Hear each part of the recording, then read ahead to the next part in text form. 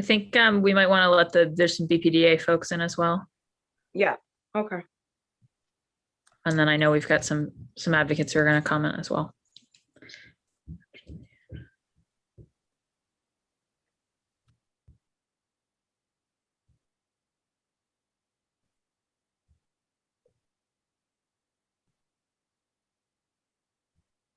So Lauren and Michelle, and anyone else?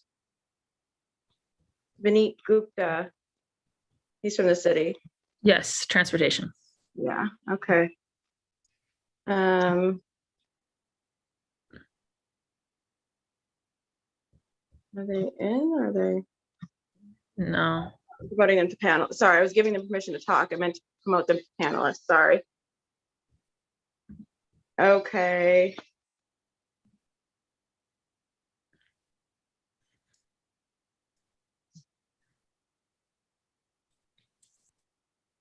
All right. It's 10:10.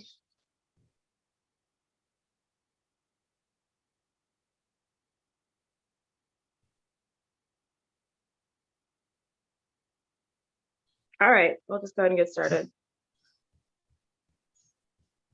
1 second. I'll pull up my notes. Yeah, right.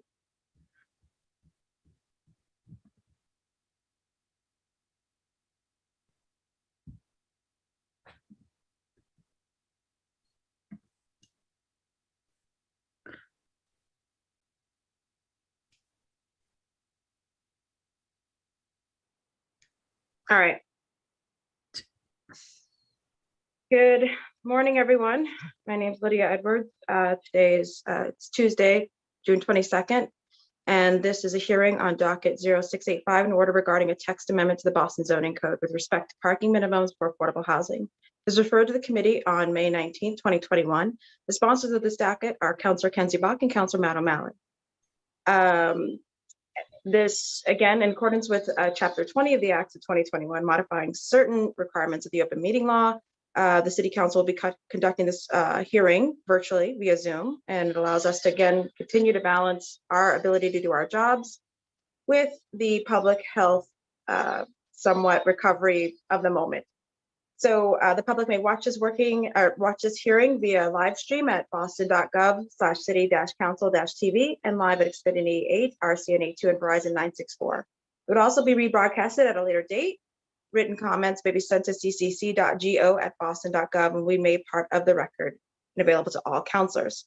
I'm going to turn it over to the counselors now for some very brief opening statements, starting with the lead sponsors, and then I think we're going to go to the public and then the administration, at least according to my run of show I received. So if that's not your understanding, Councillor Bach can go ahead and text a different one. Just to acknowledge who's here, Councillor Bach, Councillor O'Malley, who are the lead sponsors, Councillor Flynn, Councillor Mejia, Councillor Wu, and myself, the chair. Am I missing any councillors? Okay, so I'm going to turn over to lead sponsors. Great. Thank you so much, Councillor Edwards. And thank you for holding this working session in the midst of, I feel slightly hypocritical because it's budget season and I have generally been trying to encourage folks to do things at other times. But what prompted Councillor O'Malley and I to file this was really an emergency that we're having. It's a set of linked emergencies. It's the, affordable housing crisis that we're in the city. And then I think lots of us are talking about and worrying about mass and CAS and a bunch of, interrelated crises where the solution often is housing with supportive services. And we've repeatedly seen now in the last 6 months in the city, housing with supportive services, housing for formerly homeless folks, and now most recently, some housing for seniors in Councillor O'Malley's district. And I'll let him speak to the particulars there more. Be blocked by a kind of cynical legal strategy that's based on the fact that we have parking minimums associated with these affordable housing developments, even affordable housing developments where everybody who knows the industry and the residents knows that that it doesn't really make sense to have that many parking spots. And so we go through the process to exempt them from that. And then it creates a hook for these legal challenges. And I think that there's a broader conversation to be had about parking minimums in the city, but specifically with this, where we're tackling this crisis and where we're seeing these lawsuits, I think that the need to to follow some of the state action in the housing choice bill last year and really try to remove some of those hooks for those kinds of lawsuits is just critical to achieving our policy goals here. So Councillor O'Malley and I had been working on a broader set of things to think about how to expedite affordable housing development in the city. And I think those conversations about our Article 80 review process and other things will need to continue. But this feels like a piece to really bite off and chew now so that we can help get these really worthy projects through. And that's the spirit in which this has been offered. And it's the spirit in which I'm grateful to you for holding this as a working session today. And to the administration, which I know is bringing some technical comments, and many of the advocates who are joining us as well today who have kind of firsthand experience of what these requirements cash out to on the ground and the way that they can delay and add expense to our affordable housing projects. So grateful to you and to my co-sponsor, Councillor O'Malley. Councillor O'Malley. Thank you, Madam Chair. Good morning, friends and colleagues. Thank you, of course, to the Chair for this quick hearing and to my dear colleague and friend and co-sponsor, Councillor Bach, for her leadership and partnership on this. Very simply, this is a working session, so I look forward to getting more into the level of specificity that this change deserves. But suffice it to say, I wanted to give a little background. It was last August, after a year plus of a really honest and robust and transparent community process, the Pine Street Inn, a national leader in helping folks move up and out of poverty, agreed on building a significant building, about 200 plus units in Jamaica Plain on Washington Street, close to Green Street Station, relatively close to Forest Hills, major MBTA hub, and had near universal approval of all neighbors. I had often referenced that I had never seen in 11 years, or at that point 10 years, a neighborhood project have as much support and from as many disparate voices in my time in office. Sadly, literally at the 11th hour, an abutter, a business owning a butter, not someone who lives in the city, but someone who owns a business that abuts the property, sued, which is his right under our zoning laws. But among the issues that helped make up this litigation included parking minimums. This is a 100% affordable unit, obviously, or units. And it was just a needless and, in my opinion, a reckless and frivolous lawsuit that delayed housing for individuals in the midst of pandemic at a time when we need it. Sadly, less than a year after that, so going back now to, I guess, April or May of this year, the same landlord offered the same, in my opinion, frivolous lawsuit on another 100% affordable unit. This was a unit developed by the Jamaica Plain Neighborhood Development Corporation, perhaps not a national leader, but certainly a regional leader.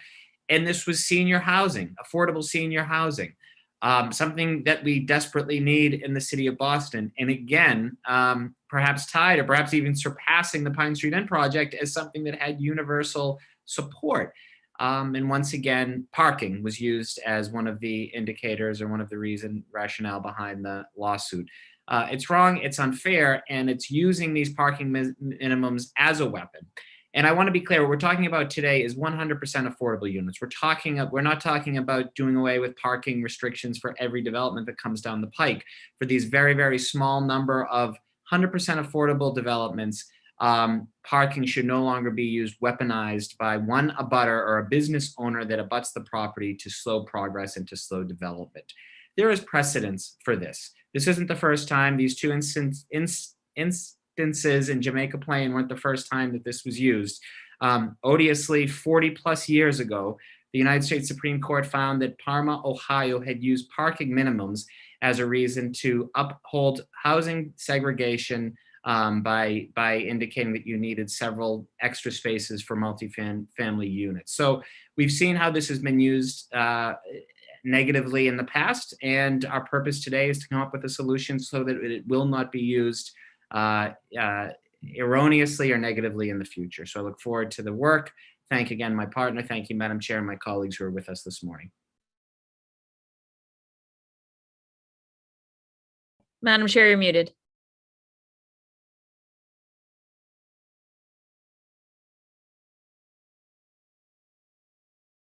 Sorry about that. We've also been joined by Councillor Baker, and I think order of arrival had Councillor Flynn next. Councillor Wu, and then Councillor Flynn. Thank you. It is rare that I precede Councillor Flynn, so it makes sense to have made that. I just wanted to say, I'm so sorry I can't stay for this, but wanted to offer my support and whatever help that I can provide to the sponsors here. This is an issue that we are seeing citywide and in a time of great urgency when it comes to housing stability and making sure we're moving things along. Fully want to back this, and thank you for making sure this conversation continues. Thank you. Councillor Flynn? Thank you, Councillor Edwards. Thank you, Councillor O'Malley and Councillor Bach, for your important work on this issue. I agree with the comments made by my colleagues. I just want to add one slight differing opinion. Residents in my neighborhood, especially of South Boston and Chinatown, complain, rightfully so, to me every day about the lack of parking in my community. Oftentimes driving around the street or the corner, 30 minutes looking for a spot. So just want to highlight that one neighborhood might be different from another neighborhood. I certainly am a strong supporter of building affordable housing, of building public housing. I want it more in my neighborhood as much as I can get.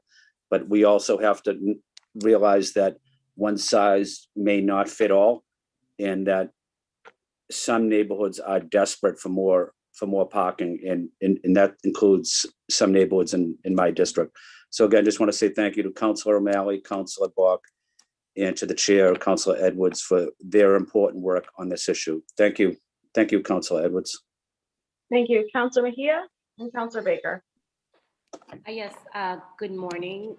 Excited to have this conversation. I just wanted to start off by saying that I definitely support this initiative, but I do have a few clarifying questions to ensure that we're creating processes that not only help affordable housing development, but also help the residents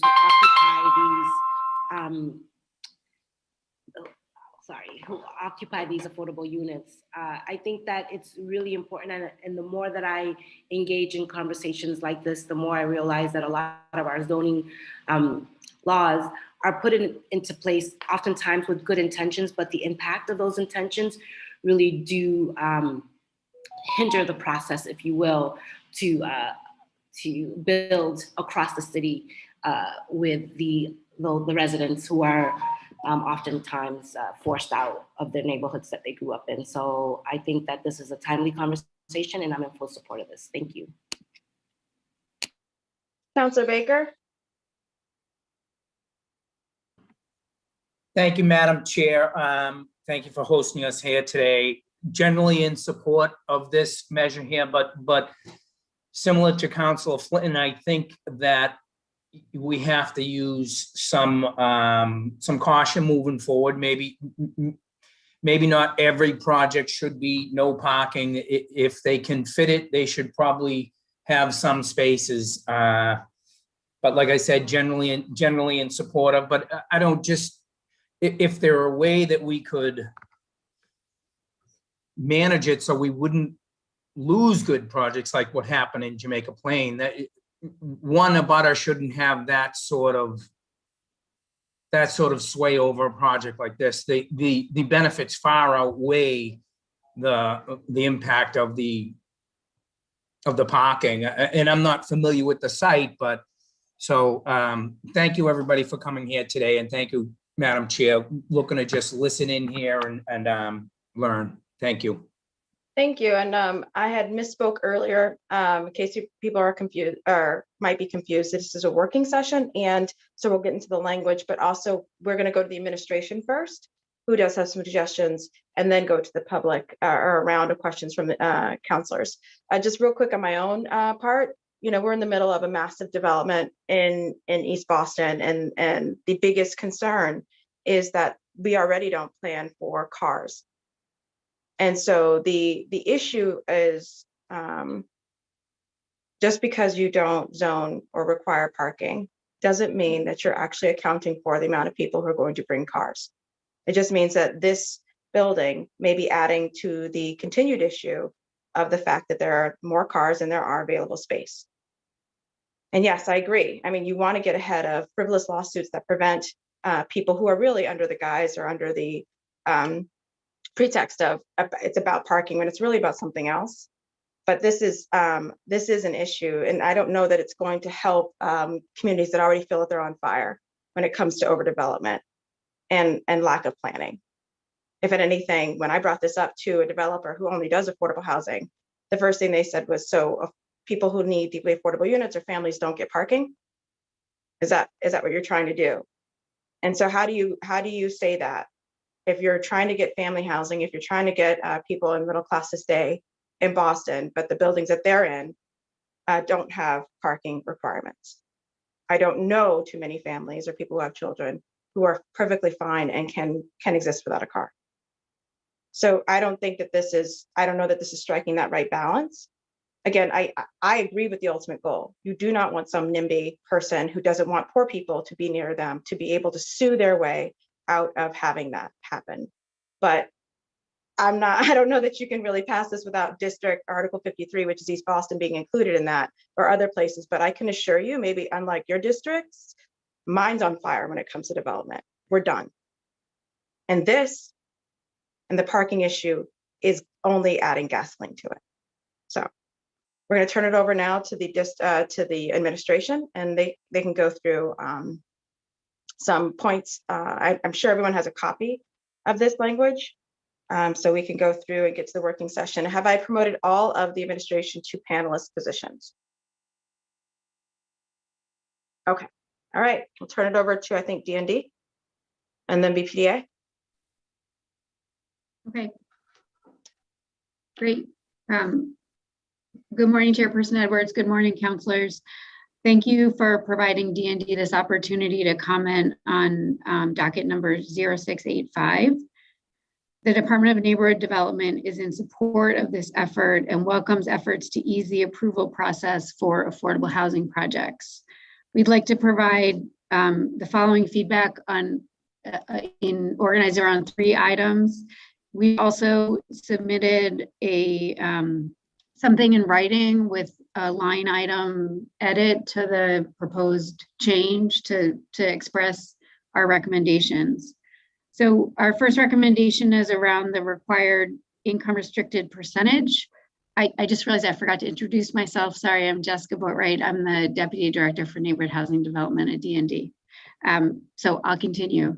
So the required income restricted percentage, the draft as it is right now proposes that this amendment would only apply to projects that are 100% income restricted. We would suggest that a lower percentage be used, perhaps 60%. Lowering the threshold would allow the following project types to be included. We often have senior or supportive housing projects that may contain 1 or 2 manager or support staff units, so they would not be 100% affordable. Also, projects that are largely income restricted, but where the community has requested that some units be market rate to create a mixed income community. A really good example of this are the standards set out in Nubian Square in the Roxbury Strategic Master Plan, where 2/3 of the units are income restricted and 1/3 are market rate. So if you lower the percentage, you can include those projects. We also recommend a change in the maximum income limit used for eligible units. The proposal calls for use of the inclusionary development policy to determine which units contribute to the percentage of units that are income restricted. Currently, this policy has a maximum of 70% of area median income, AMI, for rental units and 100% of AMI for homeownership units. As the IDP income limits may change in the future and may vary by zoning districts or even within a zoning district that has a special planning area, we would recommend using area median income units that is more consistent with D&D's funding sources and also HUD's funding sources.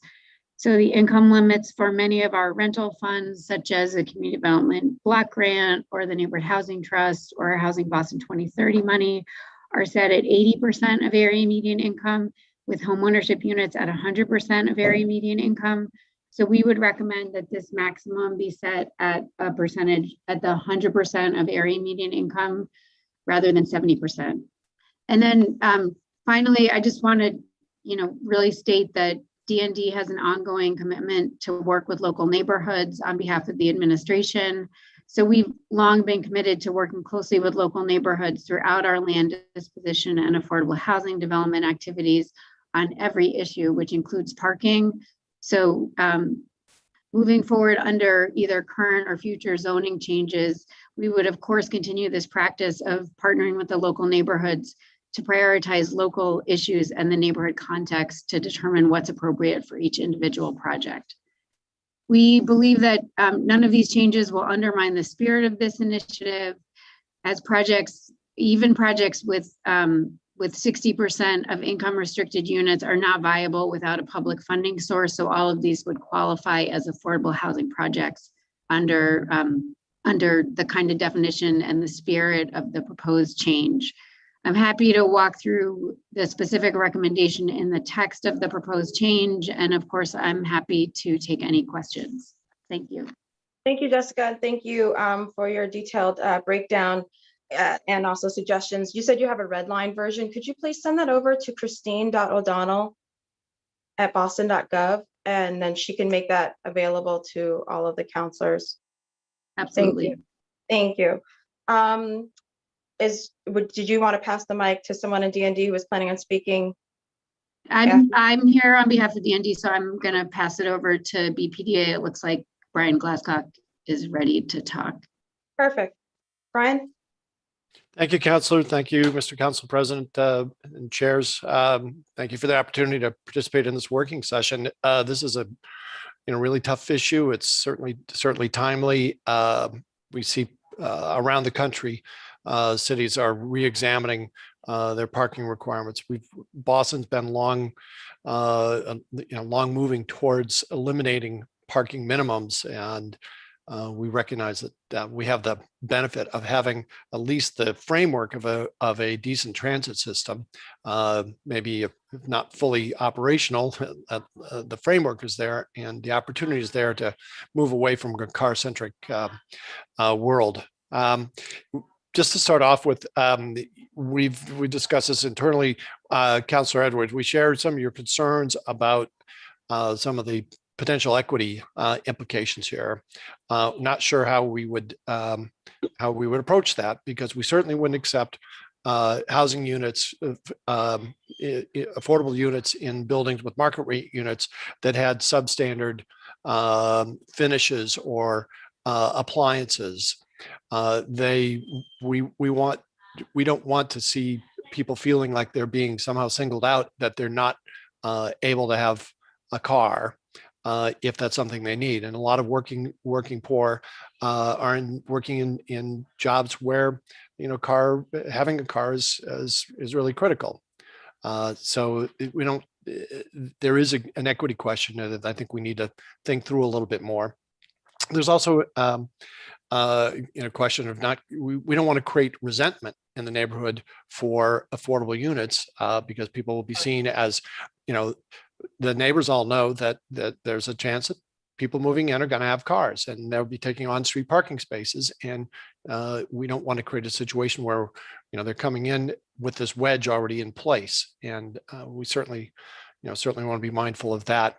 I think that there are some opportunities for projects to go through a large project review, for instance, where the parking minimums are sort of set aside, and we're able to sort out through the transportation access plan agreement process, figure out what the right amount of parking is, because there isn't the one size fits all of parking minimums that we've had, for many, many years, doesn't necessarily play out. Certainly elderly housing, senior housing doesn't need as much parking.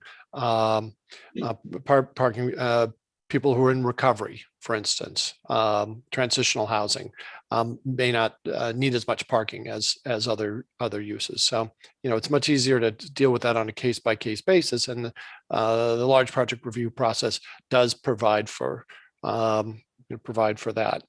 I think that's we've been fairly successful at doing that in the past. One other issue that we certainly deferred to D&D's judgment on synchronizing the the numbers for affordability. The one question we had was if we limit it to 100% of the units being affordable, for some types of projects, there may be a manager's unit or a site supervisor's unit that was not necessarily affordable, doesn't fall into that bucket. And it would be a shame if that was something that sort of knocked this out of this provision. So, we'd suggest maybe let's think a little bit about are there development, otherwise affordable developments where it's not 100%, but it's pretty close. So I'm not sure what that is. If it's 90% or whatever, that's something we want to sort through a little bit. I think the way of looking at that maybe is to look backwards at otherwise 100% affordable projects and see, are there units there that are really don't exactly qualify because they're for the site supervisor or something. It's a sort of a technical point, but I think it's something we want to think about. Mostly we're here just to listen and be supportive and help work through this. This is a very important issue. Thank you. Were there any other folks in the administration wanting to testify, provide language suggestions? Madam Chair, I know Benita's here from BTD. I don't know if you wanted. Benit, were you here to testify? I think that Brian, thank you, councillors, and thank you for having us on this important hearing. I think Brian did a really good job in summarizing many of the transportation department's issues as well. But in brief, we definitely support affordable housing. And if the cost of parking is having an impact on affordability, then we need to consider having less parking. And the second point to make here is that we have to find the right balance relative to how much parking there should be in an affordable housing development. Because as Brian mentioned, there's an equity issue, and as Councillor Edwards mentioned as well. And we want to make sure that people who need vehicular mobility have access to a car that's convenient. So it's finding the right balance, but we definitely support less parking for affordable housing.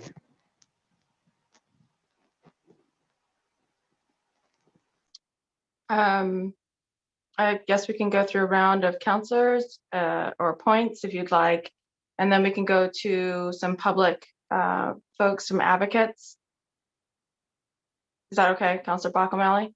Okay, we'll just go ahead and start with the co-sponsors, Councillor Bach, then Councillor O'Malley, then Councillor Wu had to go. We'll go to Flynn, Mejia, Baker, then myself. Great. Thank you, Councillor Edwards. And thank you, Jessica, for those suggestions. I know we're getting the red lines over, but certainly I think that it makes sense to me. The sort of IDP reference on the affordability was really just looking for a placeholder that would be kind of give us some consistency. And I hear the point about, if we're talking about some of our things that go up to 100% AMI, like you want something that's durable, right? That doesn't like as policy changes like year to year, we're not talking about zoning amendments. Because the funny thing is when I went back and looked in the zoning code at where you would do this, what I found is that our predecessors in the 80s did this, but they described specifically like HUD senior housing with this very particular description that doesn't now apply to most things, right? So I think like we can learn from that and try to make it as capacious as possible to sort of get the spirit of the thing. So I'd consider that a friendly amendment.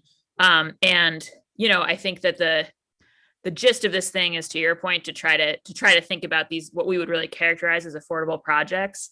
But certainly agree that if there can be the manager unit issue. I think also sometimes, like you're saying, there might be a kind of like we've seen in Nubian Square, we want a tranche that are kind of at moderate income like issue. And I guess to me, widening the category a bit makes sense to just, again, make sure everything we're thinking about is captured, with the caveat that I think we've all been really clear that we're not trying to apply this to kind of development projects that might if we get a development project up to 20% on IDP, we're not trying to have them fall into this. So I think it's important that it's up in that category where it's only happening with affordable housing support assistance. But frankly, everything that's more than half affordable housing is totally infeasible without a bunch of that type of financial support.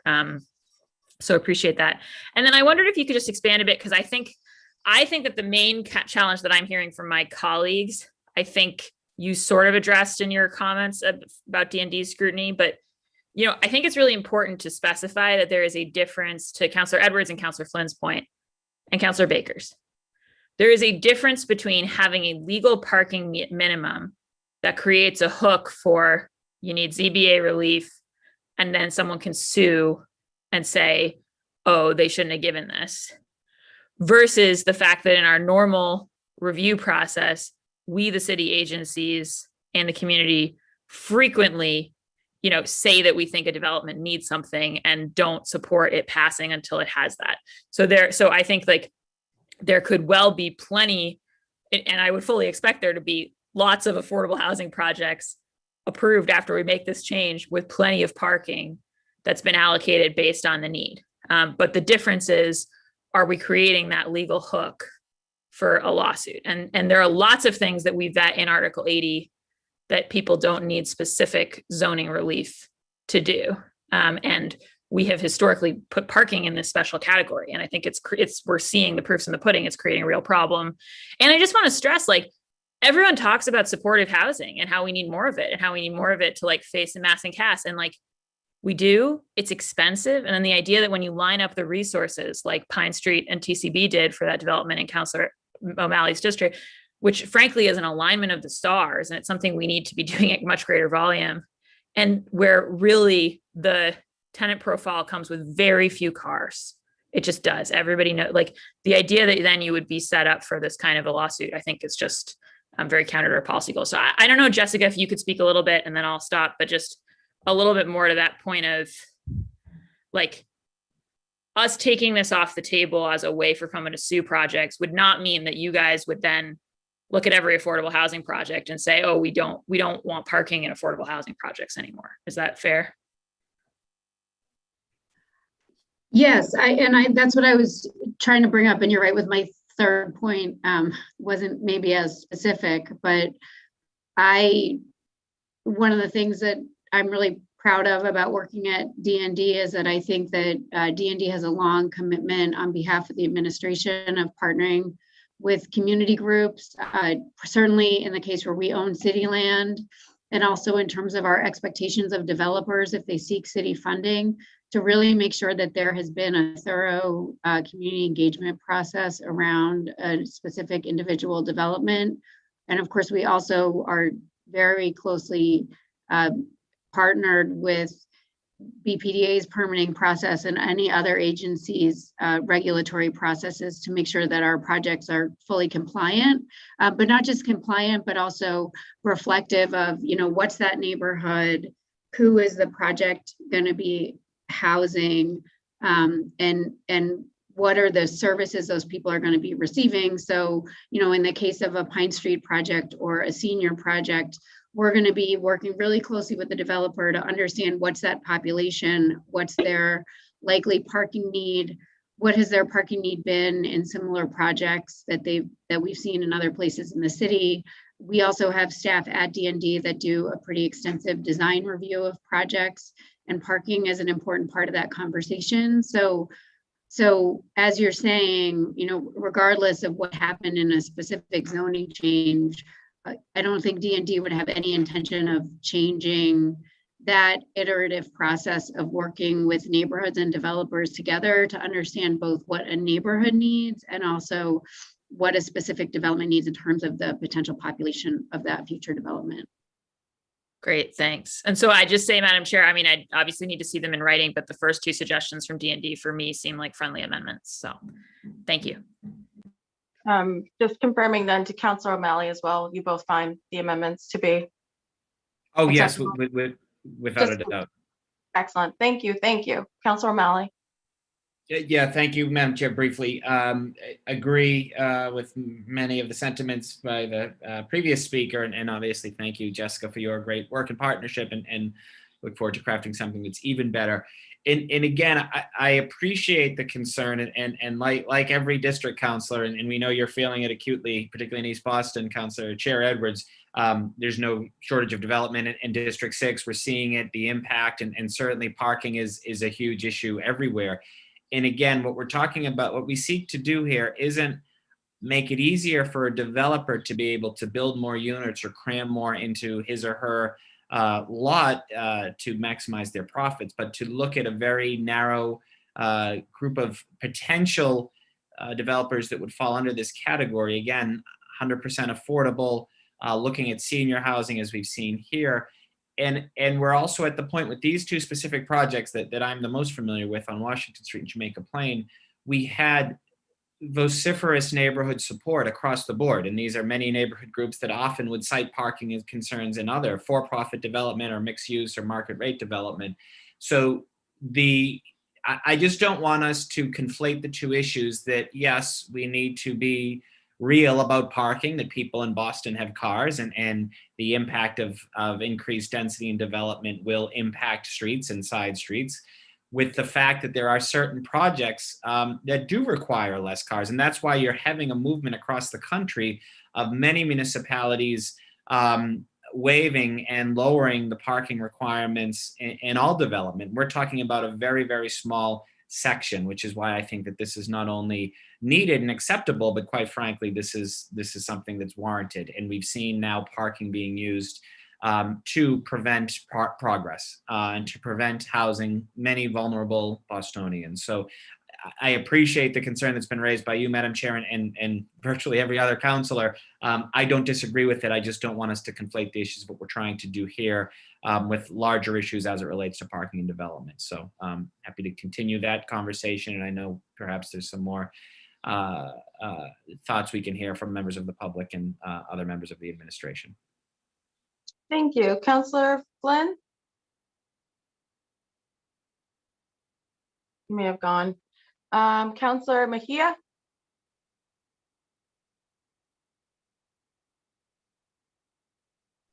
Councillor Mejia? Just for folks to know, there's another hearing that's also going on with regards to the ZBA reform at the State House. So myself and other councilors, we might be in between the two testifying. So I'm assuming my fellow councilors are fighting the good fight, maybe in the State House. Councilor, I don't know if Councilor Baker's still with us. I don't think so, Madam Chair. Okay. So I will just go into some of my questions and just making sure I'm clear about my understanding. If the goal of this is to really just prevent frivolous lawsuits, then that's one thing. But I don't feel that that's the overall goal and what some advocates are going to be testifying, which is that they just want to have less parking in the city of Boston, right? And that this is whatever you do with parking. I just wanted to also be clear. We're not fixing the too many car problem with this either, right? So I think for those people who are parking advocates, this will become a bargaining chit and something that they point to as an example of the city not planning for the practical realities of people who live here.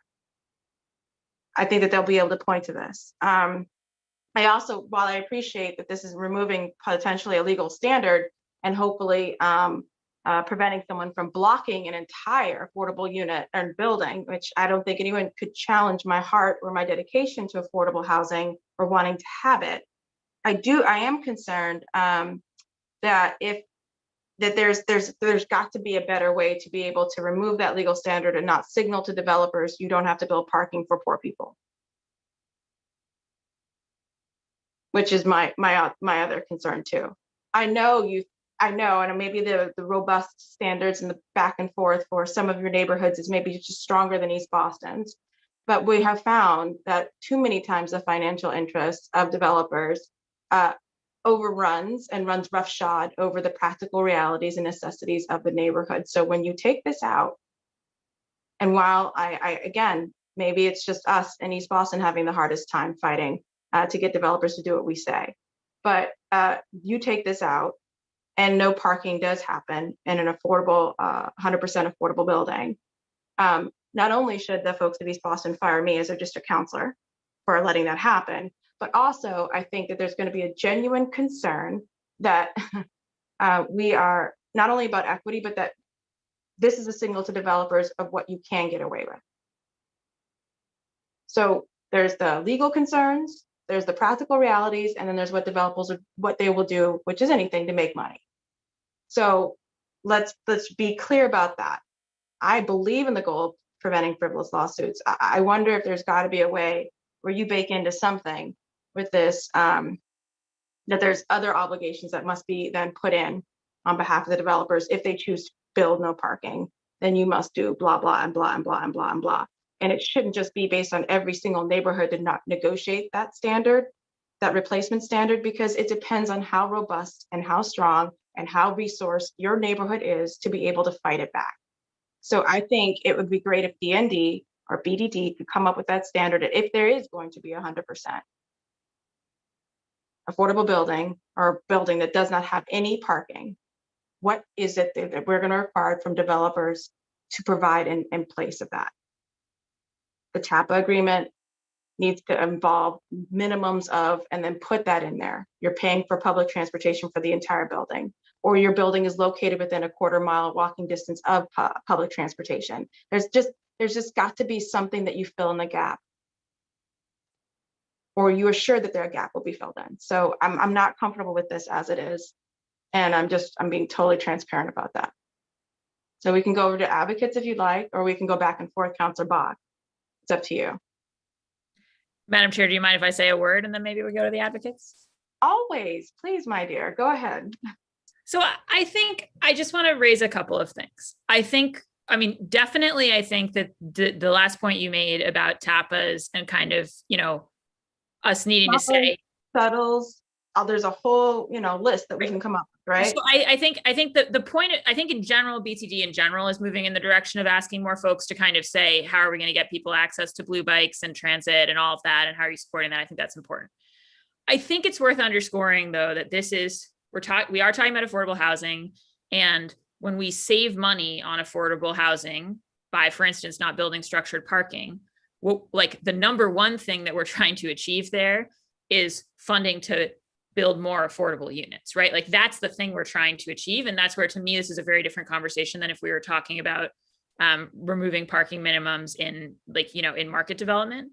And I think it's important, I hear you on what does the equity look like of, we're not saying that we need parking for low-income people, but what we've just seen, when you take the Wales Street example, which was a denial at the ZBA, that was a case of saying low-income people can't have housing here because you're not providing the parking, right? So to me, there's like a much deeper equity issue in terms of who are we creating a home for in the city when parking minimums are ending up as a reason that we are not greenlighting affordable housing. And that really, I think, is cutting at the heart of keeping low-income people in the city. So I just really want to underscore that point. And so I think, to me, we're not gonna widen the aperture for how many affordable units actually get built in the city without trying to undo some of these things that are used as blocks. And so, and one thing I'll stop now because we do have the advocates, and I know that at least I think Pat Flaherty, who will be on the panel for Mission Hill NHS in my district, can speak to the way that these parking minimums really can and have had negative outcomes on affordable housing development, and the way that they can just make it really hard for things to pencil out. And I think NHS and there are many similar organizations have a strong track record of providing housing that does provide the needed parking for folks who rely on it, but are also just trying to make sure more of our folks can stay in the neighborhood. So that would be my perspective on that. And I appreciate that. I hope some of the advocates who are testifying are testifying from neighborhoods that are dealing with the displacement crisis, that are dealing with the back and forth and the intense, the tension, honestly, over building more and and not providing parking, right? That's a tension that's overall happening, but the amount of having density and then not enough parking to back it up. And that is what is happening throughout. And I think that I'm hoping that there is someone who can help with that, because I am telling you, my neighborhood is on fire on this issue. And so I am telling you as a district, as a colleague, as a district counselor, maybe you are not dealing with this, but this is gasoline for me. And so when I say my colleagues, my district should easily fire me if this goes this way, I am telling you also about the practical political implications in my district. So I'm not dismissing this. I'm just being totally transparent about it. So I'll turn it over now to the advocate. Madam Chair, I just had a Let me text. just, Issue I'm with sorry, the- Kenzie, Lydia, just sorry, the live stream has gone out. I've gotten 2 texts from folks, so I didn't know if maybe Carrie could help us with that, but I think we're having some difficulty broadcasting.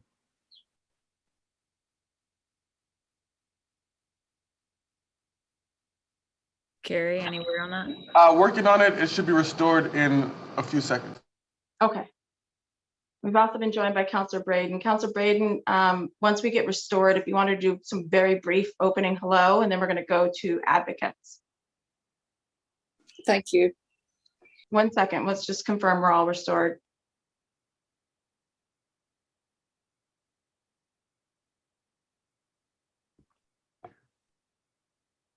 Carrie? We're back online, Madam Chair. Perfect. So let's turn it over to Councilor Braden, brief hello, and then we're going to turn it over to your first panel, Councilor Bach. Thank you. I apologize. I had another meeting. This is a very important issue. I echo Councillor Edwards' concerns in our district, and I look forward to hearing what folks have to say. And I think this is the beginning of the conversation. I think we need to get into the weeds a little more going forward, but I'm interested to hear what the advocates have to say. It's a very fine balance between the needs of the community and then the developers will always want to build less anyway, no matter what the project, less parking. So I look forward to hearing what the advocates have to say. Thank you. Okay, so I'm going to go ahead and call up the first panel. For some reason, I don't have a list. So if Councilor Bach, if you want to list the first panel of individuals, I'm going to just don't have that.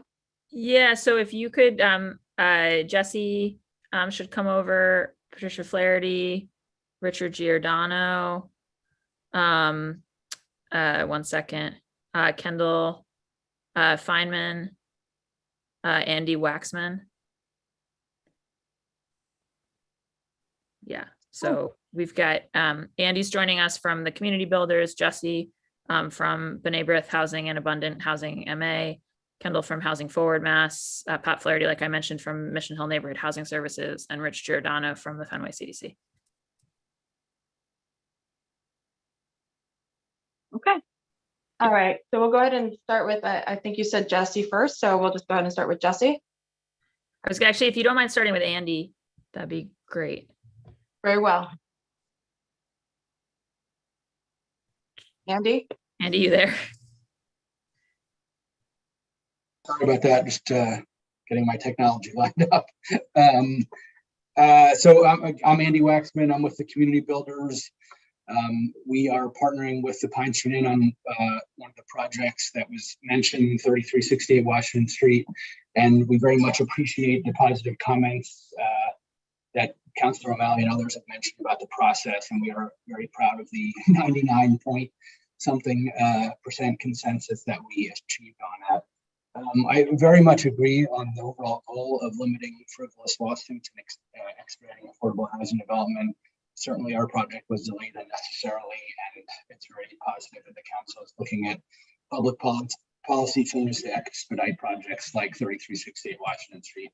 I hope I'm being correct in this, in what I'm about to say, but my worry here is that this proposed change wouldn't actually create the desired impact of limiting frivolous lawsuits. And I say this with full acknowledgement that I am not a lawyer, but I did learn a good amount about zoning law going through the lawsuit at 3368 Washington Street. And I guess the technical point that it's important to mention about 3368 Washington Street is that we didn't actually seek a variance related to parking minimums. As people have mentioned, the parking are already under the zoning process that's set in the Article 80 process. We certainly, the proposal that we had did have parking, and there was a lot of work that we did and others did about, the track record of how much parking on other Pine Street Inn projects is actually used. So that was all really more part of the Article 80 process. And as I understand it, at least as a technical matter, the parking minimums was not technically challenged in court. We did have to seek variances related to a number of different items: floor area ratio, the height of the building, and even the use. And these were all challenged. The site is currently zoned for light industrial use, and it only allows for 1 story and a fairly low floor area ratio. So my non-lawyer understanding of this is that even if the minimum parking requirement is removed, somebody could still, at least at this site, because of the underlying zoning, somebody could still sue up the project related to floor area ratio or height, even or the use, even if there's not a minimum parking requirement. So for so many reasons that people have mentioned, I fully support these kinds of changes and the idea of limiting frivolous lawsuits, because parking certainly is expensive, and all the issues that people mentioned about balancing equity parking for people in low-income housing with the expense of building that parking. These are all tough issues that we struggle with on this project and on others. But I guess I just want to ask the question: does this change actually help solve the problem of getting rid of these kind of frivolous lawsuits? And I'm again, not being a lawyer, I don't exactly know, but my worry is that it will not solve that problem. Thank you. Thank you. If it's okay, we have a question from the panel that's really helpful, but if it's okay, I'm going to go ahead and move on to another panelist, but we will keep that question up there for the co-sponsors to answer. So I think it was Patricia and then Jesse, or Jesse and then Patricia. Which one do you prefer, Councilor Bach? Do you have a? Well, you said Pat first, so go to Pat. And then Pat. Pat, you're muted still. Sorry about that. My name is Pat Flaherty. I live on Calumet Street in Mission Hill, and I'm the Executive Director of Mission Hill Neighborhood Housing Services, which is the community development corporation in Mission Hill, working here since 1974. I personally have been working on affordable housing in Mission Hill for almost 40 years, which is a bit scary to me. And I just want to say it's not getting any easier to build affordable housing in the city of Boston. And just to some of the other comments made, we also are very active in looking at mitigations and impacts for private development and institutional development in our neighborhood. So we definitely have those impacts. Don't think there's any neighborhood that doesn't, but we clearly have traffic and parking impacts in Mission Hill. That being said, while many people here are speaking to the issue of the zoning requirement used to stop or halt affordable housing parking in particular, I'd like to look at this a little bit more broadly and talk about cost and constructability. It's not getting easier to build housing in the city of Boston. If we all say that it is a priority for us to provide affordable housing units, then we have to get creative and we have to take affordable housing development out of the broader development framework, in my opinion. I'm lucky to live in a neighborhood that still supports affordable housing, that plans for affordable housing, that sees affordable housing as a stabilizer in our neighborhood. In fact, Mission Hill's diversity, racial, cultural, language, economic, is all owed to the fact that we have affordable housing in our neighborhood that we built over many years. The truth is that's where our families live. We don't have families in market rate housing for the most part in Mission Hill. We have families in our affordable housing. And we were lucky at one point to have large swaths of land and worked with the city of Boston on disposition of properties to build affordable housing. City Land was tremendous in helping affordable housing be affordable, but that is not our reality anymore. We now have to compete for market rate opportunities in our neighborhood. Acquisition is extremely high. Site conditions are extremely difficult. Topography, ledge, more ledge, environmental issues that are remnants of previous destruction left for us to clean as part of affordable housing development budgets. It's extremely expensive just to get out of the ground on affordable housing projects. Surface lots for parking are temporary, they're bad urban design, and they're a poor use of our scarce resource. Structured or underground parking that many of us have been struggling to make happen as part of affordable housing projects are, and often to meet antiquated parking requirements if we look at what the needs are for affordable housing projects. Even at very TOD sites like the ones we do in Mission Hill, it means millions with an S are going to create places to park cars rather than places to house a family or house a senior. And we are often constrained on our total unit counts based upon what we can fit on a site related to parking or what we can afford to build related to parking spaces. So parking spaces are literally driving the unit counts in many affordable housing projects still. So we need to get more creative. I see this as a great opportunity to start the discussion across the board on ways we can make affordable housing development different from market rate housing development and speed up production and produce more units of housing. I think this order is an important opportunity to rethink and truly prioritize affordable housing production in our city. And granted, it needs to be balanced with equity and accessibility and other forms of or other modes of transportation that need to be linked to these affordable housing projects. But I think this is a wonderful first step to look at how are we looking at affordable housing differently and allowing for more units to be produced in a quicker period of time. Thank you.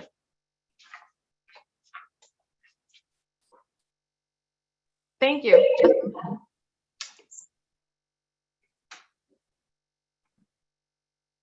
Councillor Edwards, you're muted, but did you mean to call on Jesse? Yeah, I said thank you. I'm sorry, and Jesse. Thank you, Chairwoman Edwards and councilors for this opportunity to speak. My name is Jesse Canson-Benanav.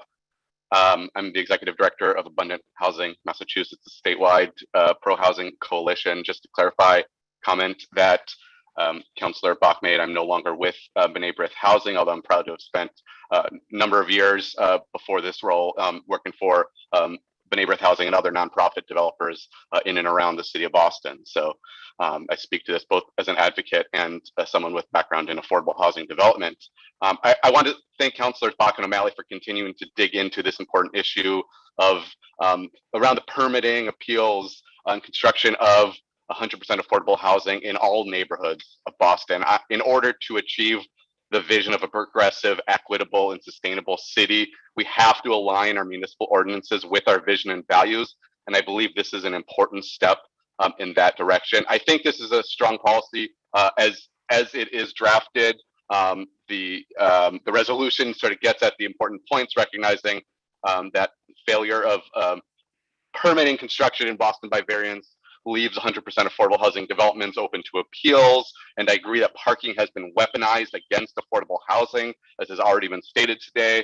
And that research has demonstrated both locally in greater Boston, around the country, that new parking that's developed is underutilized and is exactly the case in affordable housing.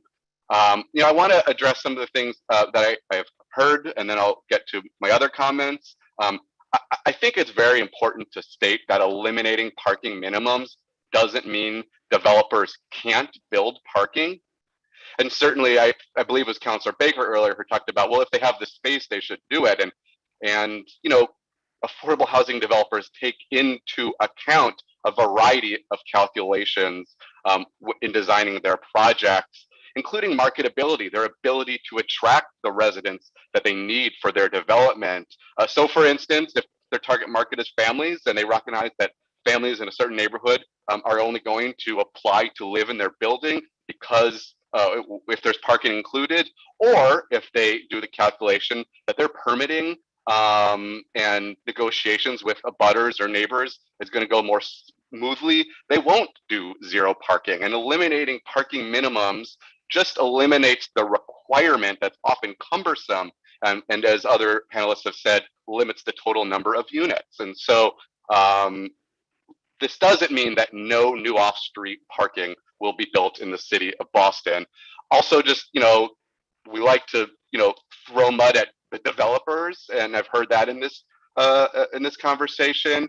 We're talking about primarily affordable, as the resolution order stated, 100% affordable housing development. For the most part in the city of Boston, 100% affordable housing is developed by nonprofits, by community development corporations, or regional nonprofits or national nonprofits like the Community Builders or POA. And, their fees, they're not driven by profit. Their fees, developer fees, are closely regulated by Massachusetts Department of Housing and Community Development and the Department of Neighborhood Development. So, I think this concern about the developers of primarily affordable housing being driven by profits is misplaced. I think is confusing the issue. One thing I wanted to state about the order, and I think this gets to the conversation that I've heard today around frivolous lawsuits. I know the policy order mentions the housing choice law passed earlier this year, which gives judges the option to impose a $50,000 bond when abutters are appealing zoning decisions. Just to be clear, housing choice does not apply to the city of Boston, which is not governed by Mass General Law 40A. I'm not an attorney, so I just want to make that clear. But like Andy, I'm a trained urban planner, and I have some experience with zoning. Section 11 of Boston's own zoning enabling does allow judges in housing or city court to impose a $25,000 bond in appeal cases. However, that does not align with the requirement, or the allowance, I guess I should say, in the rest of the state, which allows a $50,000 bond in such appeals in the other 350 cities and towns outside of Boston. Given the impact of appeals against affordable housing development here in the city of Boston, which is among the highest costs of construction in the entire Commonwealth, or all of New England, really, and much of the East Coast, I think we should have another conversation. I know today is not looking into this, but we should consider bringing the Boston ordinance in line with the rest of the state, increasing that bond requirement when abutters are appealing, and thinking about how to formalize it and not just leave it at judges' discretion. So that's just an aside. Getting back to the issue at hand, certainly eliminating parking minimums for 100% affordable housing across the city of Boston will help expedite the construction of new affordable homes by reducing abutters' opportunity to appeal. But reducing parking minimums for affordable housing may also help us get more affordable homes built in our neighborhoods, help stem that displacement that we're seeing across the city. And this is because the cost of construction, as the previous panelist talked about, the cost of constructing parking, surface level parking, structure parking, or underground parking, is a significant development cost. And depending on the type of parking, it could range, I don't know, maybe anywhere from $40,000 or $50,000 per space for surface parking to much higher for structured parking. So even on the lower end of that scale, we're talking that the cost of building a parking space is maybe a tenth or more of the cost of a single unit. I would ask us today, what is more important and lives up to our values of building an equitable and sustainable city of Boston? One additional home for a low-income family in a new development, or 10 off-street storage spaces for private vehicles? I would say unequivocally, affordable homes are more important. I would also, and I guess this gets back to the conversation earlier with DND and BPDA, I would encourage us to think about how mixed income or IDP projects play into the sort of zoning change to reduce parking minimums. Just as building private vehicle storage spaces is a cost that reduces the total number of units that can go into 100% affordable housing, so too it might have a similar impact on the number of affordable units in IDP or mixed income developments. So with this type of policy change, I believe we should also consider reducing parking minimums for mixed income projects, potentially if the developers can demonstrate that they'll use the savings directly to increase the total number of affordable units in their development above and beyond IDP. And this isn't just theoretical. We have a great example of a sustainable, transit-oriented, mixed-income development that was just approved by BBDA at 4198 Washington Street that is building over 3 times the number of affordable units required under IDP. This is 4198 Washington Street in Rosendale. And you know, they're able to build over 3 times the number of affordable homes in this mixed income project, in part because they include no off-street parking in this highly transit area. So I just hope that the arbitrary nature of ZBA decisions in recent years doesn't kill this project moving forward. Finally, I do, want to just encourage the council to not consider this conversation and future action or policy change on the order at hand to be the end of the conversation. I know there's great concern around parking across the city, and we've heard that from Councilor Edwards, and I take that to heart. I would state that if we truly want to be a sustainable, carbon neutral city, we must grapple with the impact that our transportation infrastructure has on our carbon emissions. Key to that is reducing or disincentivizing the use of private vehicles across the city. By maintaining off-street vehicle storage in any development, even primarily market rate housing, we are simply exacerbating our #1 source of fossil fuel emissions in Boston, which is transportation. So from an equity standpoint, we are much more likely to get more affordable housing units if we eliminate parking minimums in all housing construction. And research has shown this. The Furman Center at NYU has demonstrated that reducing parking minimums for all new housing makes construction of new housing more affordable, and that savings is passed on to future renters and owners in the form of reduced housing costs. So I recognize this is a broader conversation. Today we're talking about the policy at hand, I just think it's important to make sure that this is a broader conversation as well after we take this immediate action. I wanted to just add that I've been working with a coalition I live in Jamaica Plain, working with an informal coalition of other Jamaica Plain residents and organizations, including organizations like City Light Beat Urbana, who are supporting the JPNDC senior housing project at Washington Street and trying to push back on Turtle Swamp and their landlord from their frivolous lawsuit against this critical project for our community, which is being opposed and faces a tough road ahead and might not happen because of the weaponization of parking against affordable housing in Boston. So this is something that I have seen in my own community as well as in my work. So I just wanted to close with that. So thank you for the opportunity to speak to you today. Thank you. I just want to recognize we were joined by Councilor Flaherty. He may have stepped away, and we also been joined by Councilor Arroyo. Councilor Flaherty, if you're still here, any brief remarks? And if you're not, I understand he had joined us a while ago and 2 speakers ago, and I failed to mention that. Councilor Arroyo, if you wanted to quickly say hello, and then we're going to go on with the panelists. Thank you, Madam Chair. I'll make it very brief. I'm just here to say that I do support this initiative. We've had projects in District 5, most recently one on city parking, municipal parking lot, where it was 100% affordable, and the issue was a handful of parking spaces would be lost, and that project ended up not going forward. And when I say handful, I literally mean a handful. And so these are issues that we have in a city where people are being priced out. That impact is disproportionate when it comes to neighborhoods and communities of color. And if we're going to really be serious about that, we're going to have to do some things that may seem politically onerous, like removing parking requirements from affordable housing. But I don't know how else we do this if we don't get serious about making it easier and more affordable to do this process.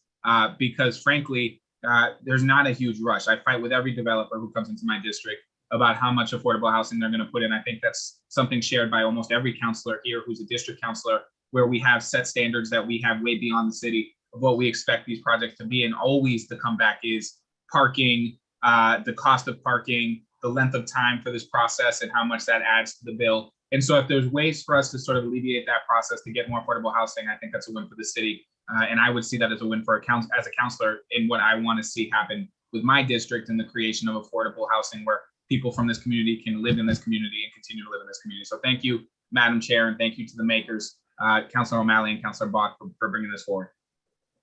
Thank you. So I think, let's see, if I'm sorry, I must have missed somebody else on the Jim. There was a Jim Fitzgerald. No, Kendall. Sorry. Kendall.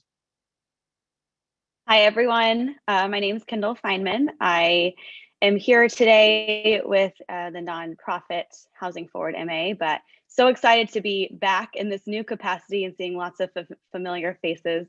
The discussion today has been great so far. A lot of wonderful points have been made, so I'm not going to belabor too much, but I will briefly just say that we are very supportive of this initiative. As a nonprofit research and education organization focused on providing data-backed policy solutions to reducing the Commonwealth's housing shortage, we support the removal of unnecessary obstacles and costs that hinder the creation of affordable workforce housing. Across markets and housing types, mandatory parking minimums have proven to be a significant barrier and artificial constraint that increases the cost of housing, disproportionately affecting middle and low income households. An abundance of research proves how municipal parking requirements inflate the costs of new homes and create an excess supply of parking compared to actual demand. One study from 2016 found that the cost of garage parking increases a household's rent by approximately 17%, whether or not the tenant owns a car. Another report released earlier this year found that current parking practices are comparable to about a 10 to 15% tax on new development. And this number can be much higher in areas with high land costs, like Greater Boston, and have a greater negative impact on the development of lower priced affordable housing.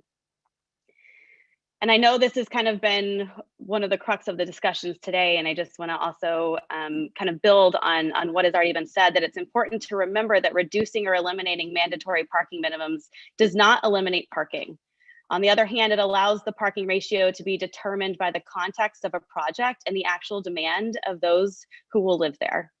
With a move toward active transportation and the rise of shared mobility options, new homes often end up with fewer parking spaces than the outdated mandatory minimums require, but at the expense of a costly variance process and the potential for further appeals. While those who live near a proposed project should have a voice in the future of their neighborhood, our city's laws and processes should not allow a well-resourced small group or individual special veto privileges, especially in the context of much needed affordable development. We really thank Councilors O'Malley, Councilor Bach for bringing this forward, for acting so quickly after we've all seen over the last couple of months how parking minimums are being used in the courts. There's a lot of other cities and towns across the country and Massachusetts who are re-examining their parking minimums. I mean, just to say that I know we're not the same as other cities and towns, but it's always good to learn from what's being done elsewhere and to see the outcomes. I know Buffalo, New York, 2 or 3 years ago reduced all parking minimums, and there's some new data coming up from there of what happened. Some housing projects actually had more than the former required minimums based on where they were, but they're definitely seeing a lot less in transit-oriented places, and it's kind of showing how it plays out where context can be brought into the discussion of each project. Yeah, that's all I have for you guys. I'm happy to answer questions, happy to go in any of this deeper, but I didn't want to take too much time. I'm pretty aligned with the folks who've already spoken. So thank you all for having us participate. Great. Thank you so much, Kendall. I'm going to take the chair for a minute from Councilor Edwards. I'll go to colleagues for questions and comments. I think I'll just quickly say on my own behalf to answer Andy's question. So although the lawsuit was not hung on the parking for the Pine Street and TCB project, that is one of the core variances that's an issue in the lawsuit now around the corner for the elderly development in Councilor O'Malley's district. And it was the basis for the ZBA rejection of the home for 23 formerly homeless families at Wales Street. And I think also, obviously with the TCB Pine Street lawsuit, although the hook was different, the goal was very much, as you know, trying to get more parking secured. And I think just trying to shift the conversation into a world where that's not one of the things that we hold affordable developments hostage over. I think it's important to kind of shifting that conversation, but I do appreciate you raising that. And I'll just say, my office will share with everybody, because I'm sure we'll have continuing conversation about this, some work that Councilor O'Malley's office and mine did to look at, to Kendall's last point, some of the comparisons of other cities around the country. So Cambridge across the river from us just did no parking minimums for their affordable housing overlay projects. LA is providing parking relief depending on the type of housing, affordability, and proximity to transit. Seattle's eliminated parking requirements for all nonprofit affordable housing developments. Portland has eliminated them for new affordable housing near transit. New York has also eliminated them for pretty much everywhere in the city. And then there's a number, as has been alluded to, there's actually a number of cities that have done much more dramatic things with their parking minimums across the board, not connected to affordable housing. So there's a form of kind of eliminating or dramatically reducing parking minimums that has happened or is happening right now in Minneapolis, Seabrook, New Hampshire, Hartford, Connecticut, Hudson, New York, Buffalo, as was mentioned, Berkeley, and San Francisco. And then Austin's got another kind of affordable focused one. So I think what we're proposing is on the more modest end of some of the action that's been happening on this lately. So those would just be some comments from me. Councilor O'Malley, did you have comments or questions for the panel? No, thank you all for your great advocacy and work in this space. I'm looking at it, between Andy and Jesse, working on so many projects. And of course, Pat Flaherty, one of my favorite people in Boston, working with her in Ward 10 and back of the hill. And Kendall, who served with such incredible distinction for your predecessor, Councilor Bach, for so many years. It's just great to see you all. And thank you for your great work in this space. I have no further questions. Again, I'm very comfortable with our ordinance, obviously, or our rule change, and certainly welcome and value the input from DND. It does sound like some of our colleagues may have some more questions, so I want everyone to get to a comfortable space with this, but I have no further questions to the panel or to my colleagues, so thank you. Madam Chair, shall I yield the chair back to you? Yes, please. Thank you. Did Rich testify already? He did not, but he's going to be back in like 5 minutes. So I think if Councilors Mejia or Arroyo had questions for the existing folks, Rich could just go at the tail end. Okay, and then I'll go after Councilor Mejia and Arroyo. Councilor Mejia, did you have any questions? Yes, I do, just a few. These are kind of, these questions are more for the makers, but I'm curious for the input from the administration as well. In a lot of community meetings, people who want to see reduced parking often advocate for things like they would like to see instead like either green space or more affordable units or public space. How are we making sure that the needs of the people who will be occupying these spaces will be able to design a space that works best for them? I know that this conversation is more about how to avoid lawsuits that can come about because of the variance to reduce parking, but I'm curious to know what are we going to do with the space we save by eliminating parking? Have we spoken to affordable housing residents and or developers about how the space may be used? I'm going to Go Boston 2030 found that people who have the lowest incomes in Boston are living in the most car-dependent neighborhoods. I don't think that this should make us put aside tackling an issue like this because we need to find ways to create more demand for public transportation. But we obviously know that doing this ordinance in a vacuum will create problems for the commute of a lot of low-income families. And how do we make sure that we're working with the state and with BTD to create more public transportation options for low-income residents? Excellent points, Councilor Mejia. Excellent points. Councilor Arroyo?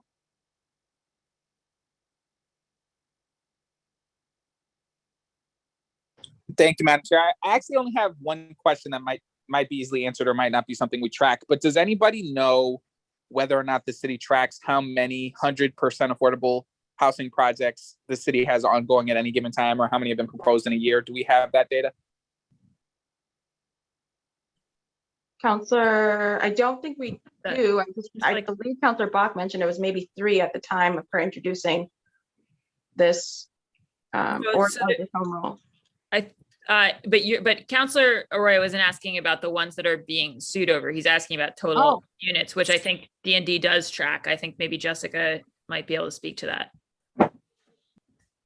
Yeah, we track how many are permitted monthly, but we could figure out a way to give you a number of how many projects are ongoing in various stages of development, if that would be helpful.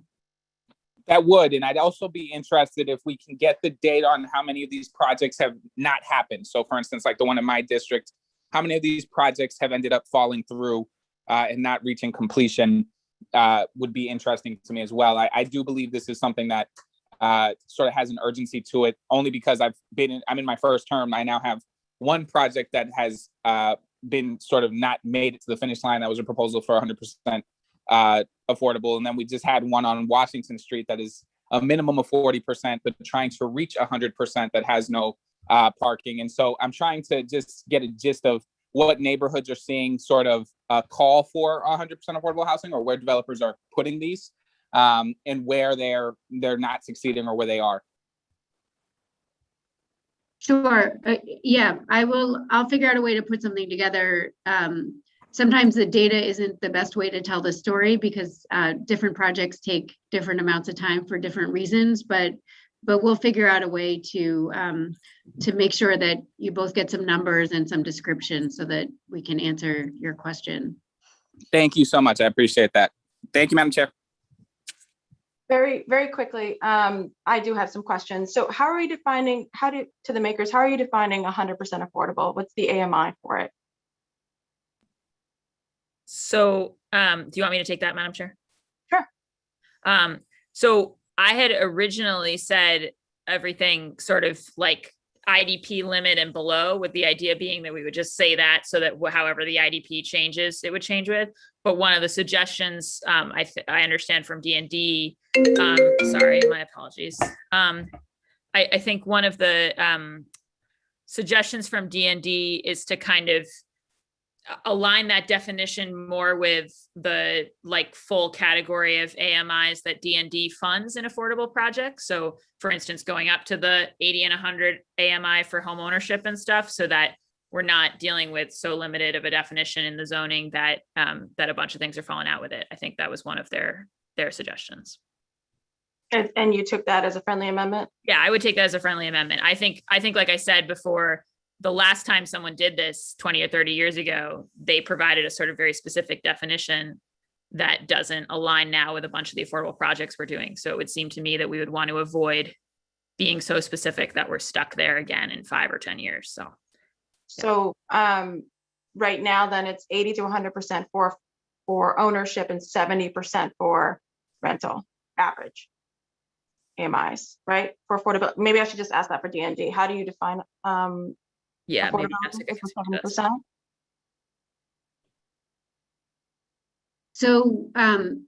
So for a rental, our recommendation is that you do it based on our funding sources, and funding sources allow us to go up to 80% AMI for rental and up to 100% for homeownership. And part of the thinking is that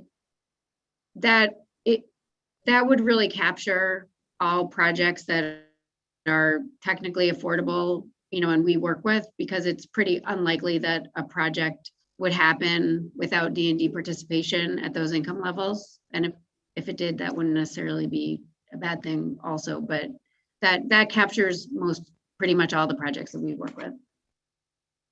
Okay. So there was a, I know it was off tangent, but to answer some of, or at least to counter some of the notes about about some of our carbon net neutral and some of the comments from Jesse. one of the things, I agree, traffic is by far one of the things that adds to it. I would also say looking for parking and circling and driving and the tolling and the consistent and then moving around for that also adds to this. And so my concern is this is yet another example of planning or zoning without seeing and planning for all the effects that come with it. There's congestion that is going to come from reducing certain amounts of parking. We already are dealing with congestion issues. We're dealing with traffic issues. And so, I know BTD is on here, and it would be great if they could, and I know that they are supportive in certain sense of this, but I mean, we have a problem. And so how, to not acknowledge that this doesn't add to that, or to not acknowledge that this could add to that is well, I'm just not going to let that not be in this space. I agree with you. I don't like people thinking it's parking over housing, or housing versus parking. I don't like that narrative. And I think it's let's be clear. I don't believe for 1 second the person who was suing about parking really cared about parking. I think that person or those entities cared about certain income levels of certain racial diversity being near and around them in larger concentrations. I'm the only one who's saying that, but I think that that's what it was. So removing the parking as a potential lawsuit or potential legal whatever doesn't obviously remove the bigotry or the attempts for someone who's going to file a frivolous lawsuit to block concentrations of lower middle class people of color coming into their neighborhoods. Sorry to keep it so incredibly real. But I'm not going to pretend that this is really a parking versus housing kind of conversation, nor am I going to feel, or nor am I going to like allow people to walk away thinking I'm putting parking over housing. The other, I want to just echo some of the points that Councilor Mejia said, which really hit me, which was so, and I appreciate, the pushback on developers and who's going to be doing this. I will tell you the developers, majority in my district who are doing housing, or excuse me, doing affordable housing, aren't doing it standalone. They're part of mixed, working with private developers or market rate housing in order to get the affordable housing. So I guess my first question is, how would that impact this? The parking minimum wouldn't apply then, right? And I'm just assume they're offsite. Sorry, it would. So this is not touching parking minimum requirements for buildings that are, in that, like, whether they're 20, 30, 40% affordable. This is not touching those. So but what if their affordable units are built offsite? You mean in an all affordable building? Correct. Yeah, if it's an all affordable building that's being permitted separately, then this would apply to that. Right. And so that's my pushback, I think, on Jesse's comments, as though that there's a nonprofit developers who are just doing that building, that they're not part of a larger team of developers, at least on a whole corridor in East Boston or our entire waterfront, that aren't already congesting and already building a bunch of stock market units, honestly, of single family, or excuse me, of studios for $3,000, right? So they're using that to claim that that's the only way you can get 100% affordable building plus whatever LIHTC and so on and so forth down the road. And then this would then say parking minimums are eliminated for just that building. The luxury units still would have to provide parking, right? Is that what we're doing? Unless, again, I just want to stress, because I know we've mentioned this a few times, but that it's about minimums, right? As opposed to what happens. So the point being, we frequently also give parking variances on market rate unit, right? So it's all a question of what is actually proposed, but you would not apply the parking minimums. Right? And I think what I'm giving you, like, what is actually happening, not what's proposed, what's happening, what will happen, what does happen right now in East Boston. So I'm giving you that. It's the public-private kind of dance, which is somewhat required, bait and switch for many of us, that allows for a concentration of a density level that usually favors market. And then finally, you're going to get 100% affordable building, right? But this one won't have parking minimums. And that's that lopsidedness that I'm coming down the pike, and it's already happened. I see the results in East Boston. So Madam Chair, if I just so I have it right, are you talking about if there is a mixed use development that in order to hit their 15 or 17 or 20% affordable builds all those units offsite? Yeah. So that wouldn't, that, as I understand it, that would not trigger what we're seeking to do here. We had a scenario also on Washington Street. I'm sorry. Councilor Bach just said it would. That But building not- being built separate and permitted separately. Well- Built part of the same. Go ahead. Well, I'm thinking about also on Washington Street, Jamaica Plain, we have, and I want to say it's 3,200. I may have the number wrong, which is mostly market rate and mixed use. And then the developers actually worked with DND to buy 2 lots that abutted it and built that were abutters and built their affordable units, deeply affordable on those sites. So it was almost a campus approach. So I don't think that's what we're talking about here. If it's part of the same overall campus approach. Yeah, I think to Councillor O'Malley's point, sorry, just to clarify, Madam Chair, I think if it were a situation where they're all being permitted together, but there's 100% affordable building in the mix, like I think that would not qualify because it wouldn't be an 100% project. What I was alluding to was the fact that, as you know, because you sit on the Neighborhood Housing Trust, there is hardly an 100% affordable building built right now that is not converting linkage money or IDP money from market development projects in the city into support for affordable housing. And sometimes those things are directly linked and they're the offset, right? They're like sort of adjacent to each other or offsite or whatever. Sometimes it's just going through your trust citywide. But obviously in those cases, even though the subsidy is coming from a for-profit development, it is being, the project itself is an affordable development that's being permitted as such. That was the distinction I was trying to make.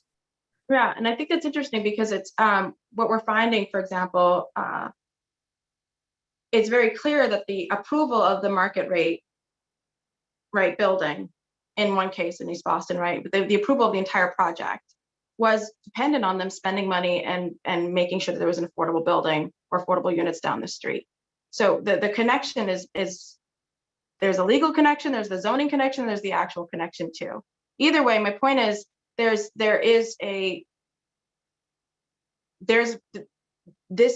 I'm concerned about how this is going to play out in East Boston. I'm also concerned, or have you considered as a friendly amendment, eliminating or at least removing neighborhoods that are going through a citywide planning process and are in an iPod, who are trying to come up with their own zoning and their own parking and their own density standards right now, before eliminating or moving these aspects of the zoning code? So when a person, I'm just curious as to the makers. I would be concerned with that because that would likely remove Jamaica Plain, particularly Washington Street, which has been under the JP Rocks corridor study, which has been a Herculean task, not yet ratified by the zoning commission. So I would worry that we would literally pass this with that amendment and could omit 2 of the larger incidences which helped get us to this place. So just the opposite. I would want to remove East Boston and Charlestown to allow for the neighborhoods to have the voice that they've been so keenly denied and are still denied in terms of being able to define what is density, what makes sense.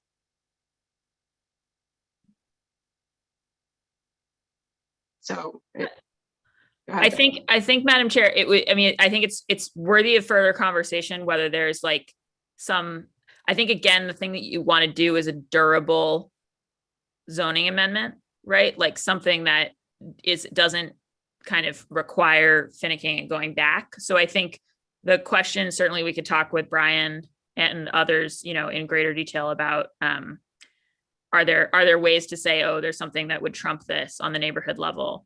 I think at the same time, if you get too finicky like that, it can kind of lose the plot in terms of the overall policy shift, but happy to discuss further.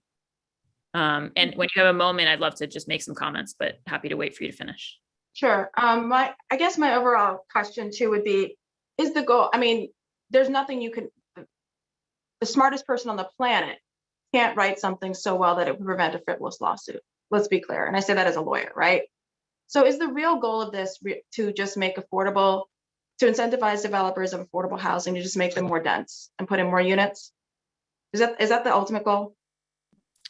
I think I think the ultimate goal of this is to make it easier for us to get affordable units built in the city. And that this would do that on a couple of fronts. It would do that on the front, yes, of removing this hook for frivolous lawsuits. It would also do this, as Pat Flaherty alluded to, in terms of like what affordable housing developers could even sort of plan on as they spec things out. And I think there's a difference between our affordable housing developers speccing things out based on, oh, I'm going to be housing this population and I could expect this many accessible units. And so we'll probably need this many parking spaces, versus them pulling up zoning code and saying, oh, I'm going to have a fight on my hand if I don't do this many. And I think that in terms of like neighborhood driven development and thinking about how we house our low income families, seniors, folks who need supportive housing in the city, that we are better served if folks are starting from getting to think in that first way and not that second. So I think that's the overarching goal here. To encourage planning for affordable housing and make it easier for them to densify and have more units, or no? The reason I brought that up is because I think a couple of the advocates were discussing that and making it just, it's cheaper, you can build more units, so on and so forth. So I think, I mean, in general, right? I mean, when we talk about, it's funny, like I think densifying has a certain valence for folks, but like obviously when we talk about getting more affordable units in the city of Boston, right? Like density is a measure of numerator over denominator. So like, yes, the goal is in that sense to densify affordable housing. Like I think we want to meet our housing crisis with more units. In some cases, to your point, that might mean an opportunity for folks to build more on site. And I think to Councillor Mejia's question, like we've seen very direct trade-offs. I hear you on not wanting to sort of like, see the back and forth as this trade-off, but there are real dollar and cents trade-offs between, structured parking building just on a per unit basis and building additional units. So in some cases, it might be an opportunity to build an extra couple of units at a site. But in some cases, it's a question of, those 23 units that were not approved on Wales Street are gone. Right. So that's more units in the sense of getting things to the finish line approval wise. Okay. All right.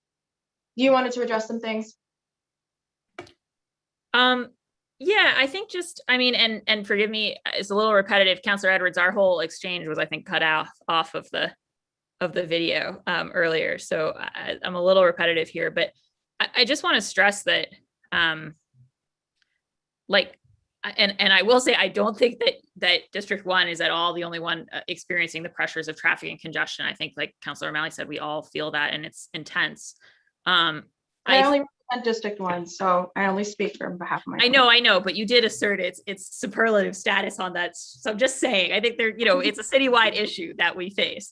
But what I will say is, I think when we follow things to their logical conclusion, like we all know that we can't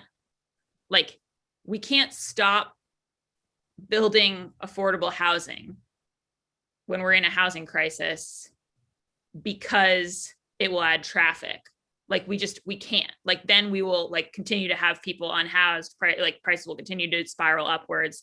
And I know that's not the solution that any of us want. So it seems to me like, therefore, in that equation, if you're not going to just cut off more affordable units at the knees, then the place you have to push in that equation is the solutions to congestion, right? And it's that some of the stuff that you brought up about, how are we creating like transit access? I think it's really promising that BTD has started getting people to say, yeah, we'll do blue bikes. Yeah, we'll do transit passes. I also think last mile service, right? Like I know in Alston Brighton, I was on a call last night about the Mission Hill Link, which is the last mile service in Mission Hill, like thinking about how we get people to transit if they don't live near it. These are the key things. I think you and I, Councillor Edwards, speaking of Districts 1 and 8, are strong proponents of the red-blue connector and thinking about how we enable people to get where they need to get more easily. I mean, I am of the opinion that the red-blue connector alone would cut a whole bunch of car trips out because it would just make a bunch of trips more reasonable for people. So I guess my point is like, it's true that we're in a congestion crisis and a housing crisis and they are interlocked. And so I kind of, and I hear you saying like, we can't pretend that isn't true. And I agree with you that we can't pretend that isn't true. But I also think that when we look at those interlocked things and we say, which of these do we have to solve for? Like the solution where we tamp down on affordable housing development is an unacceptable solution. So the solution has to be on the congestion, traffic, transit side. And that's where, like, yeah, it's a heavy lift, but we can't, like, our families will remain unhoused if what we do is pause housing until we figure the traffic piece out. So that would just be my 2 cents on that. I appreciate it. And I want to be very clear. I have not said to pause housing or the production of affordable housing in any way, shape, or form for parking. I'm just not going to pretend that this doesn't impact it and that it doesn't, like the backlash or whatnot, that maybe I maybe the only one who receives it, who will have it. So I'm bringing things in. I'm brought up race. I brought up the fact that it was really classist and racist of the person to sue under the guise of parking. I'm talking these real truths, and you will have the same elitism, racism, and so on and so forth, and for whatever fake lawsuit that comes down the pike, because we do not, as a city, we are highly segregated financially, we are highly segregated racially, and anything that looks like a threat to certain segregation or certain isolation of certain communities will be sued upon. I'm the only one saying that. I'm also like noting that the people who are also talking about the affordable housing and how much we need of it, I haven't heard from a person in affordable housing in this hearing, or a person of color from I'm sorry, not from affordable housing as an advocate, I mean living in it. To quote our colleague, all means all. And so I pushed back on our transportation advocates before when they came in wonderfully progressive and all white and talking about what poor people need and what poor Black people especially need, and none of them are here. So I think that there's and I'm speaking these truths because they matter. It also leads to the validity of really whose needs we're meeting and really whose needs we're studying. And those two different things. I also want to be clear that it is not, I don't believe in the false choice, but I think if you don't come with if we're going to eliminate this, it is because we expect the affordable housing developers to actually make truly affordable housing, which for many of us, we've all heard the 70% is not. 70% AMI is not. My average AMI in East Boston, based on our studies, is 50. We are 70% renters. We cannot afford 70% AMI. So if this is happening under a standard that is not defined and not defined by the people who will be benefiting from this, that we studied who would benefit from this, if it's not defined by them, if they're not the ones who are going to be part of leading this conversation, then yeah, I'm hella skeptical and concerned that we are talking about logical conclusions instead of practical realities. So I don't want this to be an elite conversation on behalf of poor people. I want them here. I want the affordable families that we're supposedly fighting for to be leading this conversation the next time we have it about this particular home rule petition. And I think, Madam Chair, I think that's fair. And I think that we can, obviously this was planned as a working session and not a hearing. I think that we can obviously make that happen. I would just say that I think that when we're talking about real people, like, you know, this came out of north of 200 real, like real units that have been threatened just in these 3 developments in the last few months. And we have heard in each of those conversations from folks who are impacted by that. And so I hear you on, you've got to see it in the hearing, and I think that that's fair. But I don't think that these things are theoretical and elite based. I think that we've seen, and we've seen it not just in Boston, all over the region. I mean, MAPC just came out with their report on the number of parking spots that are going unused, but we've seen it used to exclude families in exactly the way that you want to prevent from happening. So I take the point, but I think we're all actually rowing in the same direction here. Are there any other remarks? I think Rich Giordano's rejoined us. Okay. Go ahead, Rich. I'm very sorry for being in and out. I had to jump to another Zoom meeting, and I didn't realize the timing involved. I don't know if you need for the record, Richard Giordano. I work at Fenway CDC. I'm also on the board of 2 other CDCs in Mission Hill. And just a few things about the idea of changing the zoning and the parking restrictions for 100% affordable housing. I can say the reality on the ground in the Fenway is that there's essentially nowhere to park anyway. And the land is so overdeveloped already that it's a different kind of issue. And currently, in fact, we're building, or hopefully soon building, a 27-unit affordable project on a parking lot, which we bought from a for-profit developer. Luckily, we were not challenged for the parking requirement, but it's been a tool for folks who want to block affordable housing for quite some time. And so, you know, it is something that is real and that we need to address. I'm not sure that we know the complete answer for the entire city, but I think it's something that needs to be addressed. And in addition, there is something that, while it's outside the scope of parking, we need to remember, which is that affordable housing projects are often treated by the various city departments as the bandwagon on which they're going to hitch everything else that they want to have happen. So often affordable housing developments are asked to fix the sidewalks within blocks of the project. They're often asked to take on maintenance of parks around them. They're often asked to do a whole bunch of other things. And yet the different departments don't admit that these things all add costs and make it more and more impossible to stay within the development limits that have been set for total development cost by the city and the state. And parking is one of those problems that is created, especially in the Fenway. The only way to do it is underground, which is utterly prohibitive, except for the biggest and wealthiest developers doing obviously market rate housing.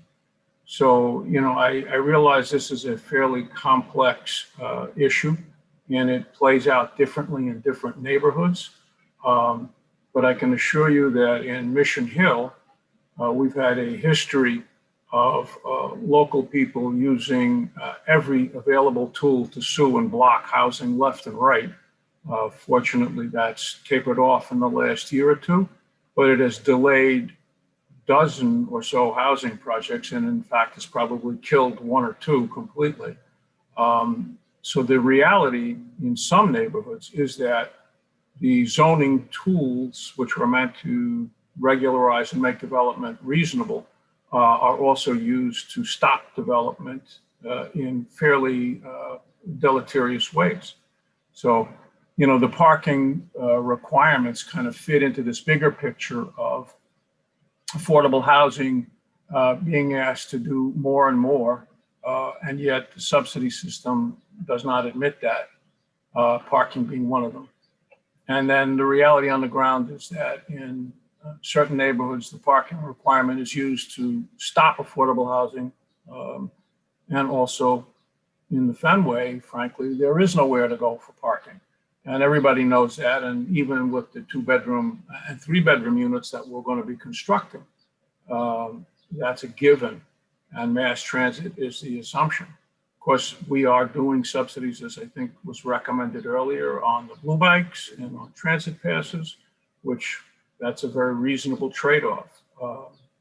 But, you know, the issue that I think Councilors O'Malley and Bach are addressing still need to be resolved, in that it's, you know, this parking situation is tricky, but that there are folks who really want to stop the production of affordable housing, and they do it through this kind of requirement. So it's complicated. I appreciate the the time that the council's put into this and all of the issues raised. And I hope further working sessions can sort of figure out a more comprehensive solution. Thank you. Thank you. Is that all from the panel, Councillor Bach? I see that Councillor Arroyo and O'Malley have their hands up, and also I think Pat Flaherty had. Pat, did you want to say something? No. Sorry. Was that all from the panel? Yes. Okay. I'm going to turn over to two people who have been raising their hands since the beginning and give them an opportunity to speak. I don't know. There was Samantha Montano and also Eric Perot.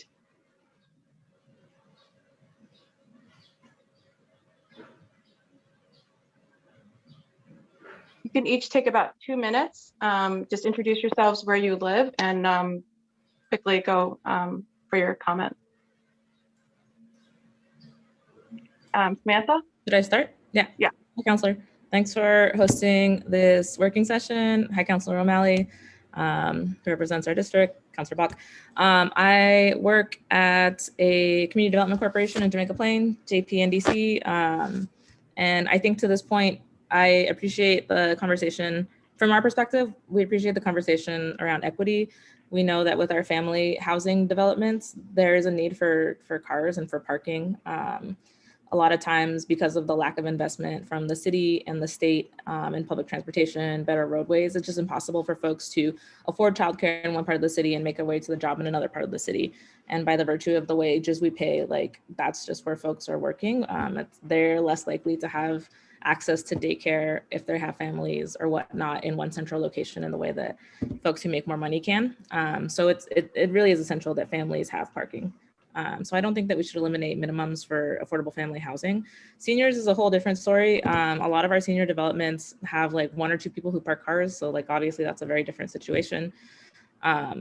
Same thing for folks who are coming out of chronically homeless housing. We have very low parking ratios for those. But I just wanted to speak to that point and say that, you know, I think the biggest problem is on Washington Street with Plan JP Rocks, we haven't codified it. So we haven't created any sort of like strength behind it. And the only 2 affordable housing developments that have developed on that corridor in the last like 5-6 years have been sued. And as Andy said before, theirs wasn't a parking issue, but JPNDC's is a parking issue. And it's kind of something is not making ends meet if the only 2 affordable housing developments in a plan that was supposed to allocate like 3,500 affordable housing units or something are getting sued. And we've clearly failed at that intersection and creating sort of like any teeth behind that plan.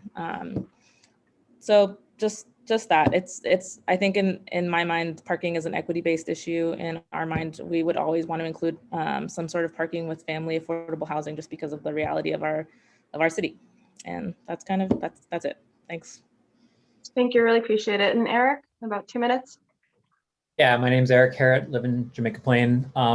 I firstly just wanted to push back quickly on a little bit of, firstly, obviously, thank you so much, Kenzie Bach and Matt O'Malley, for hosting this hearing. It's awesome to hear something that is so near and dear to my heart being talked about in such a public capacity. I just wanted to push back a little bit on some numbers from Lydia. 70% AMI is the limit. If you're going to refer to my colleagues as Councillor. Councillor O'Malley, Councillor Bach, Councillor Edwards, and thank you for calling the hearing. The bit about 70% AMI is a limit. 70% AMI units have a rent set at 50% AMI. If you were to set the limit at 70% or at 50% AMI, it's likely that most of the people in your district wouldn't be able to live in those units. Anyway, I definitely want to push back strongly on the notion that it is not parking over housing. Everything in city politics, especially when it comes to zoning, is about space.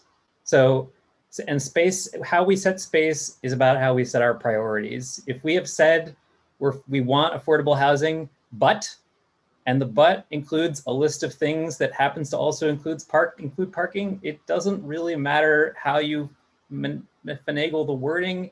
There are times when you are going to be saying, we are okay with not building these affordable units because we want the parking, first of all. And second of all, there is not a single neighborhood in any thriving city in the world that does not have a parking problem. You cannot address this problem by building more of it. In fact, all you get by building more of it is more people driving into the same neighborhood, bringing more traffic.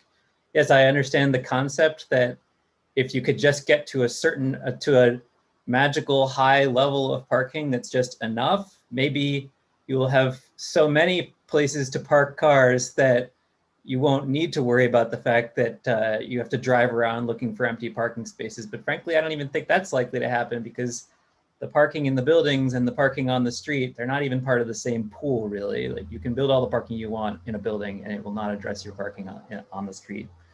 And lastly, just, I feel like it's a little bit weird that as a city council, we're considering the idea that, like, we know better, the city knows better what the needs of the parking needs are of the residents of affordable housing than the very CDCs we've charged with building this stuff and with being experts on the topic. So, we don't require every unit to be a 2-bedroom unit. We don't make them build 2 bathrooms in every unit. And we don't do that, not because people wouldn't value those things, but because it would make the projects prohibitively expensive and limit what could be built. And I think parking is very much of the same vein. Thank you for the time.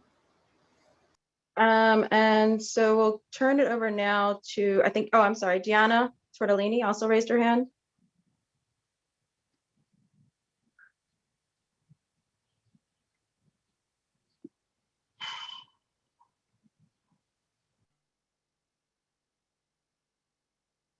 I don't know if Diana, if you're still available to testify.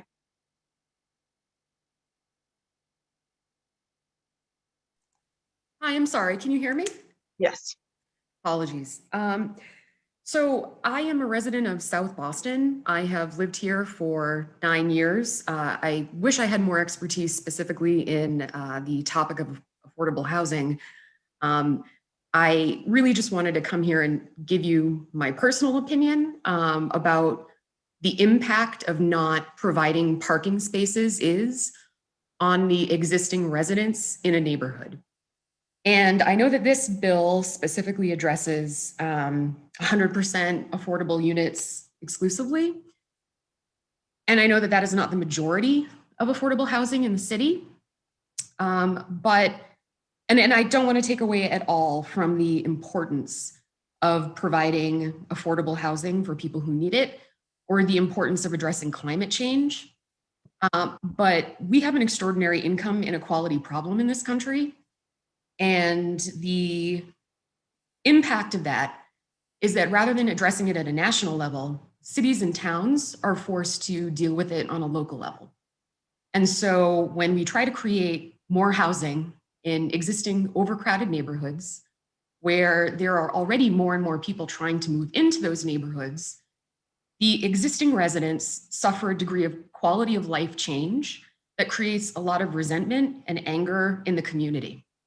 It personally has affected me. I do pay for off-street parking. It is not uncommon for me to come home to park my car because I do provide supplemental elder care, and to find somebody else who is a complete stranger parked in my parking spot. That has happened at times. I have had to go to funerals for coworkers. It has happened at 2 o'clock in the morning. And I've gotten into arguments with people about it. Now, I know that's just anecdotes, that's not data.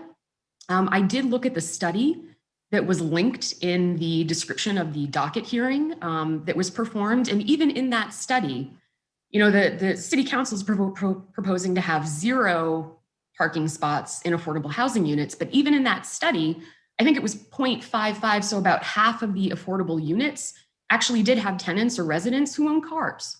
So I'm not exactly sure why it is that we're looking to make this a 0 rather than try to come up with something that is more appropriate for the type of affordable housing building, given its proximity to public transit in certain neighborhoods. I certainly don't have problems finding a parking spot if I drive to other neighborhoods in Boston. But in South Boston, it's a real issue. Ed Flynn was on the call earlier today. I've also been listening to what Councillor Edwards has been saying. I am one of the local residents who is has the fire lit beneath her to try to do something here to both, enhance affordable housing without making quality of life for the rest of us worse. I don't understand why we need to kill a mosquito with a bazooka. I just think that the proposed amendment is too broad a brush. Like, it can't be for every neighborhood and it can't be across the board. If what the city council is trying to do is address the circumstances that created a frivolous lawsuit, and to Councilor Edwards' point, that lawsuit very may well have been triggered by the demographics of the people that were moving into that affordable unit. There are other options here than just removing parking minimums in entirety. The city council could pass an ordinance that 50% of abutters need to join the lawsuit. Or that the property owner needs to prove some sort of, harm done to them. I'm not 100% sure. I'm not a legal expert, but to me, that's just, it's too much. And, from day to day living in the city as somebody who wants to stay in South Boston and doesn't want to leave, I'm just really, really concerned that the long-term vision here is more so about, allowing people to live with, greater inconvenience, greater discomfort without a real vision. Like, we're just going to let this get as bad as possible for local residents until eventually people just get rid of their cars. I know that public transit is super important. I would pay higher taxes to support greater expansion of public transit in this city. I would have no problem with that whatsoever. But at the end of the day, these are all still multi-year, potentially multi-decade projects. And people who live in my neighborhood have kids. They also have to provide elder care. They have to transport heavy goods from location A to location B. This idea that affordable housing means that we can't incorporate the cost of parking into it does not in any way take away from the fact that people still need it. And, as much as I absolutely support people who are currently using affordable housing, their lives change. They may have kids. They may need to change their job. They may need to be able to drop a kid off at daycare in one part of the city and then drive to a job in some other part of the city. And, Councilor Edwards was talking about East Boston. I don't go to Eastie that often unless I'm getting pizza, but I will tell you right now, in Southie, circling the block is horrifying. And I'm fortunate enough that I can afford to pay for off-street parking, but I know a lot of people can't. And if you ever go on the South Boston Community Bulletin Board Facebook page, you will see a whole bunch of angry residents in Councilor Flynn's district who have the exact same opinion as me. And I know you're not hearing from them now because it's hard for people to get out of work at 10 a.m. on a Tuesday. I just don't want this situation to continue because I love this city. I'm really happy with my neighbors and I want people to have a good quality of life here, and continued overcrowding without thoughts to people's quality of life is really concerning to me. And I assume the best motives on the part of all the city councilors. This is a hard thing to talk about, but at the end of the day, people already live here. And I think that this one case with this one developer in Jamaica Plain is a situation of hard cases make bad law. The proposed amendment is too broad. There needs to be greater granularity to it. And I think that the city council can be more innovative than what has been discussed here to try to find solutions, especially if the data that they are referring to in the own study that was commissioned by the city says that people in affordable housing units do have parking spots. Thank you. Thank you so much. Thank you. And I appreciate this. I'm going to now, the folks who have left to speak, we're about at 2 hours now. So I have Councilor O'Malley, who is the lead sponsor, then followed by Councilor Arroyo, who raised his hand, and then Jesse. I don't know if the councilors would want Jesse to go first, and then we can go reverse order and let Councilor O'Malley conclude with Councilor Block.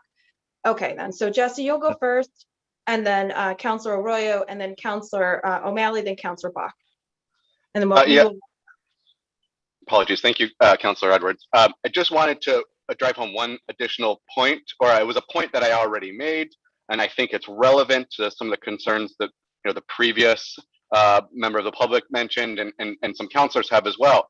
Eliminating parking minimums just eliminates what is potentially an onerous requirement for a developer.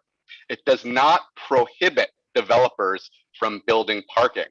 As I said in my comments now, probably an hour or so ago, developers make a variety of calculations when designing their projects, including the ability to market it to their target residents, their ability to be a good neighbor, because the developers of affordable housing generally maintain ownership of these developments in neighborhoods for years and years and years, as in the case of JPNDC and other CDCs. And so the developers want to build a development. The nonprofit affordable housing developers want to build a project that will work, that will attract the residents that they want to serve. And if, in the case of, let's say, a family development in Jamaica Plain, they realize that they need to include parking, the elimination of parking minimums does not prohibit them from doing this. This ordinance would not eliminate parking from 100% affordable multifamily housing in the city of Boston. It just won't. And that's an important point. Thank you, Jesse. To Councilor Arroyo. Thank you, Madam Chair. I just want to touch on a number of points, and then I have to head to ABCD speaking engagement. But in terms of a number of valid concerns that the chair brought up, including who is represented here and who's speaking here, I do think that if we're going to tell honest truths about our housing development process, it's very important that we also acknowledge that our community meetings, our abutter meetings, the folks who engage in these processes don't look like the folks, don't look like me, certainly don't look like you, Madam Chair, and that's a real issue that we face. And I think if we did, we'd notice some different things. And I'll just speak for my own district.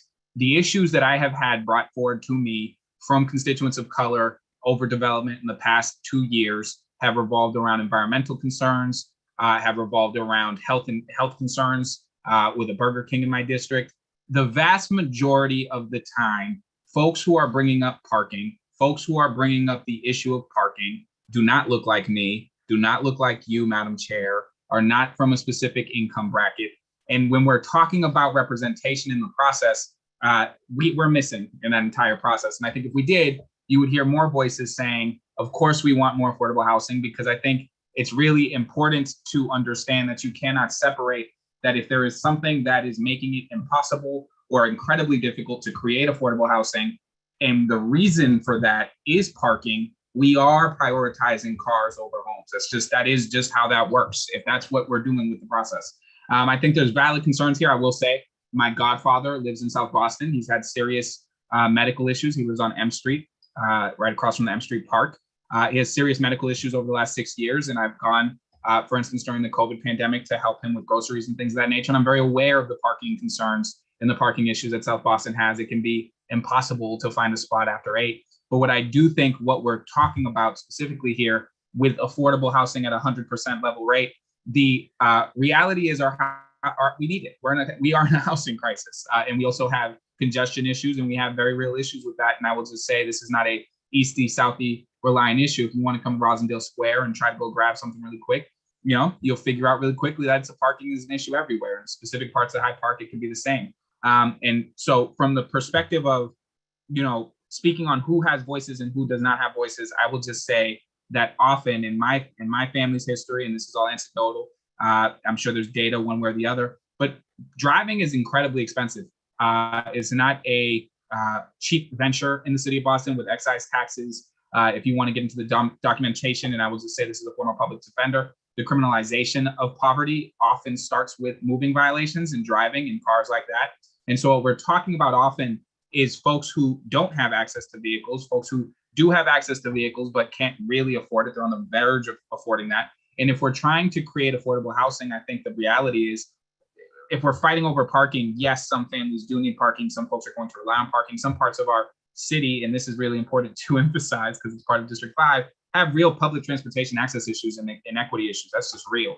I don't have a train station as far as the MBTA goes. I have commuter rail stations. I don't have a train station until you get to Forest Hills. And so almost all of my district, the entirety of my district goes from buses to these sort of pool places to Forest Hills. And so I'm aware of all of the kind of equity issues we have and whether or not somebody can't even exist on my part of town without a vehicle. I think the answer is yes, because they do it right now. And I think the reality is if we're creating housing for them to live in, that they can actually have a home and a stake in the community, that's the only way we're going to do it, because I'm facing rising displacement. I mean, the folks who live in my community will tell you they've been displaced from other communities. Much of my Rosendale community has come from Jamaica Plain. I have a joke at the Rosendale Farmer Market when I see somebody from JP, I say a future resident, because displacement is happening and it's coming to the southern neighborhoods. And the reality is, as we move forward, the only way they're going to be able to, and when I say they, I mean folks within limited incomes in our communities to exist, is if we're creating these kinds of housing. And the reality is, every development project that I have, we're fighting over the parking and the affordable housing percentage. But if we're going to build a house, a development, because it has a certain number of spots and 20 to 25% affordability, I consider it a much bigger win for us as a city if we get much higher percentages of affordability with less parking. And I think most folks would, especially folks who are struggling to hold on to a place and a residence in this city. So thank you. I think those are valid concerns, though, Councilor Edwards. I think there's certain loopholes we can try to make sure we write out. But I do want to just stress that when we fight over parking, over affordable housing, we are fighting over housing a car, over housing a human. And that's just the reality of that. And so I'm going to head off to this thing. Thank you, everybody. Thank you for the comments, and thank you for the residents who stayed on to voice their opinions. I know this is something people are passionate about. Thank you, Madam Chair. Thank you. Excellent points, Councilor Arroyo. Councilor O'Malley, then I'm going to turn over to Councilor Bach to both will conclude this hearing.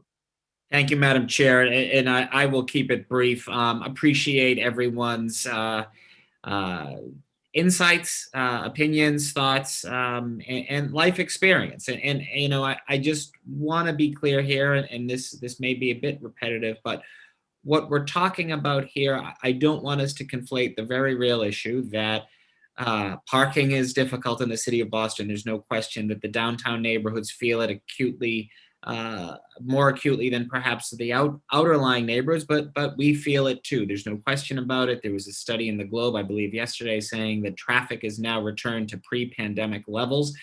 This is a big issue, but we're not talking about, to Jesse Canson Benevid's point, we're not talking about eliminating all parking and all development, or even all 100% development. What we're simply talking about is looking at these really unique situations where parking requirements have been used as a cudgel to prevent progress. So we're talking about quality of life, and that's important. That's what I've been focused on in 11 years as a district city councilor, your quality of life.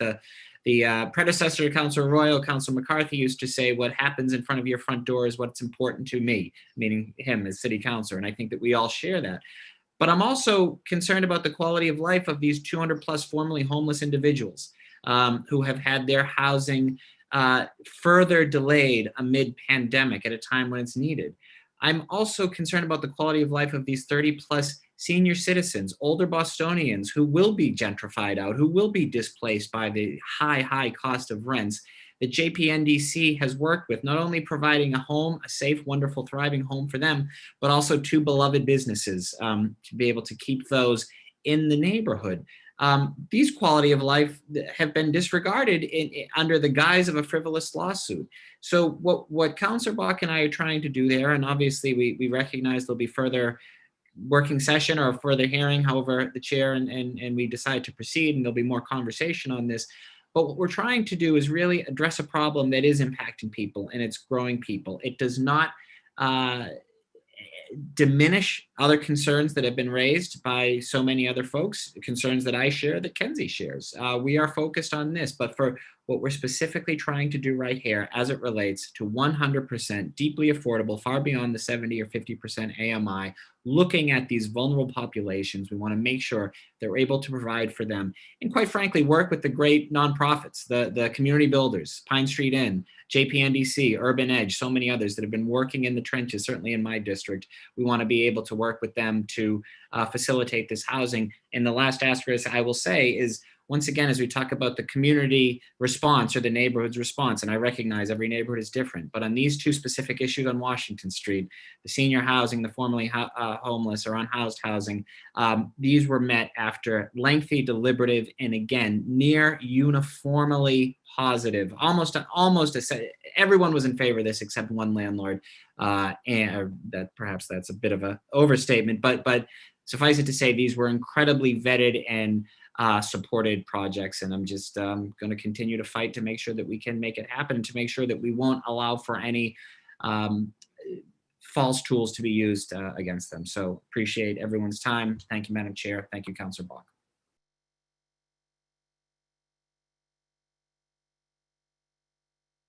Thank you, Councilor Bach. Thank you, Madam Chair. Councilors O'Malley and Arroyo have been eloquent, and so I'll keep my remarks brief. I just, I think that I think a lot about the fact that in all conversation, I mean, there's the issue that Councilor Arroyo raised about, you know, who comes to abutter meetings and neighborhood meetings, but with housing specifically, there's this deeper issue of the folks you haven't made a place for yet in your neighborhood can't even get the flyer to ignore or not ignore, right? Like they're not in the mix yet. And the way that we tend to organize our consultations are geographic. And if they live if it's a shelter across town or in Lynn, you know, they're not even in the denominator to come or not to come.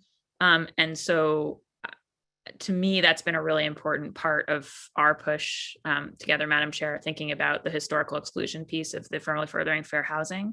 And I do think it's a important piece here of thinking about how we're smoothing the way for more of those places for people to be made in more of our communities. And to me, there is at some point we don't want people sleeping in their car, so we gotta prioritize building places for them. So I appreciate all of the comments today, and I think obviously, you know, we'll work with you, Madam Chair, and think about ways to kind of edit the proposal to adjust for some of those concerns and have further conversation. But I do hope this is something that we can move forward because I think it's needed. So thank you. Thank you very much. I'm going to conclude our conversation today. We will pick it up. I look forward to getting all comments. And again, you can write them to ccc.go@boston.gov. And you can provide additional thoughts or suggestions for this proposed zoning amendment. Thank you. Thanks.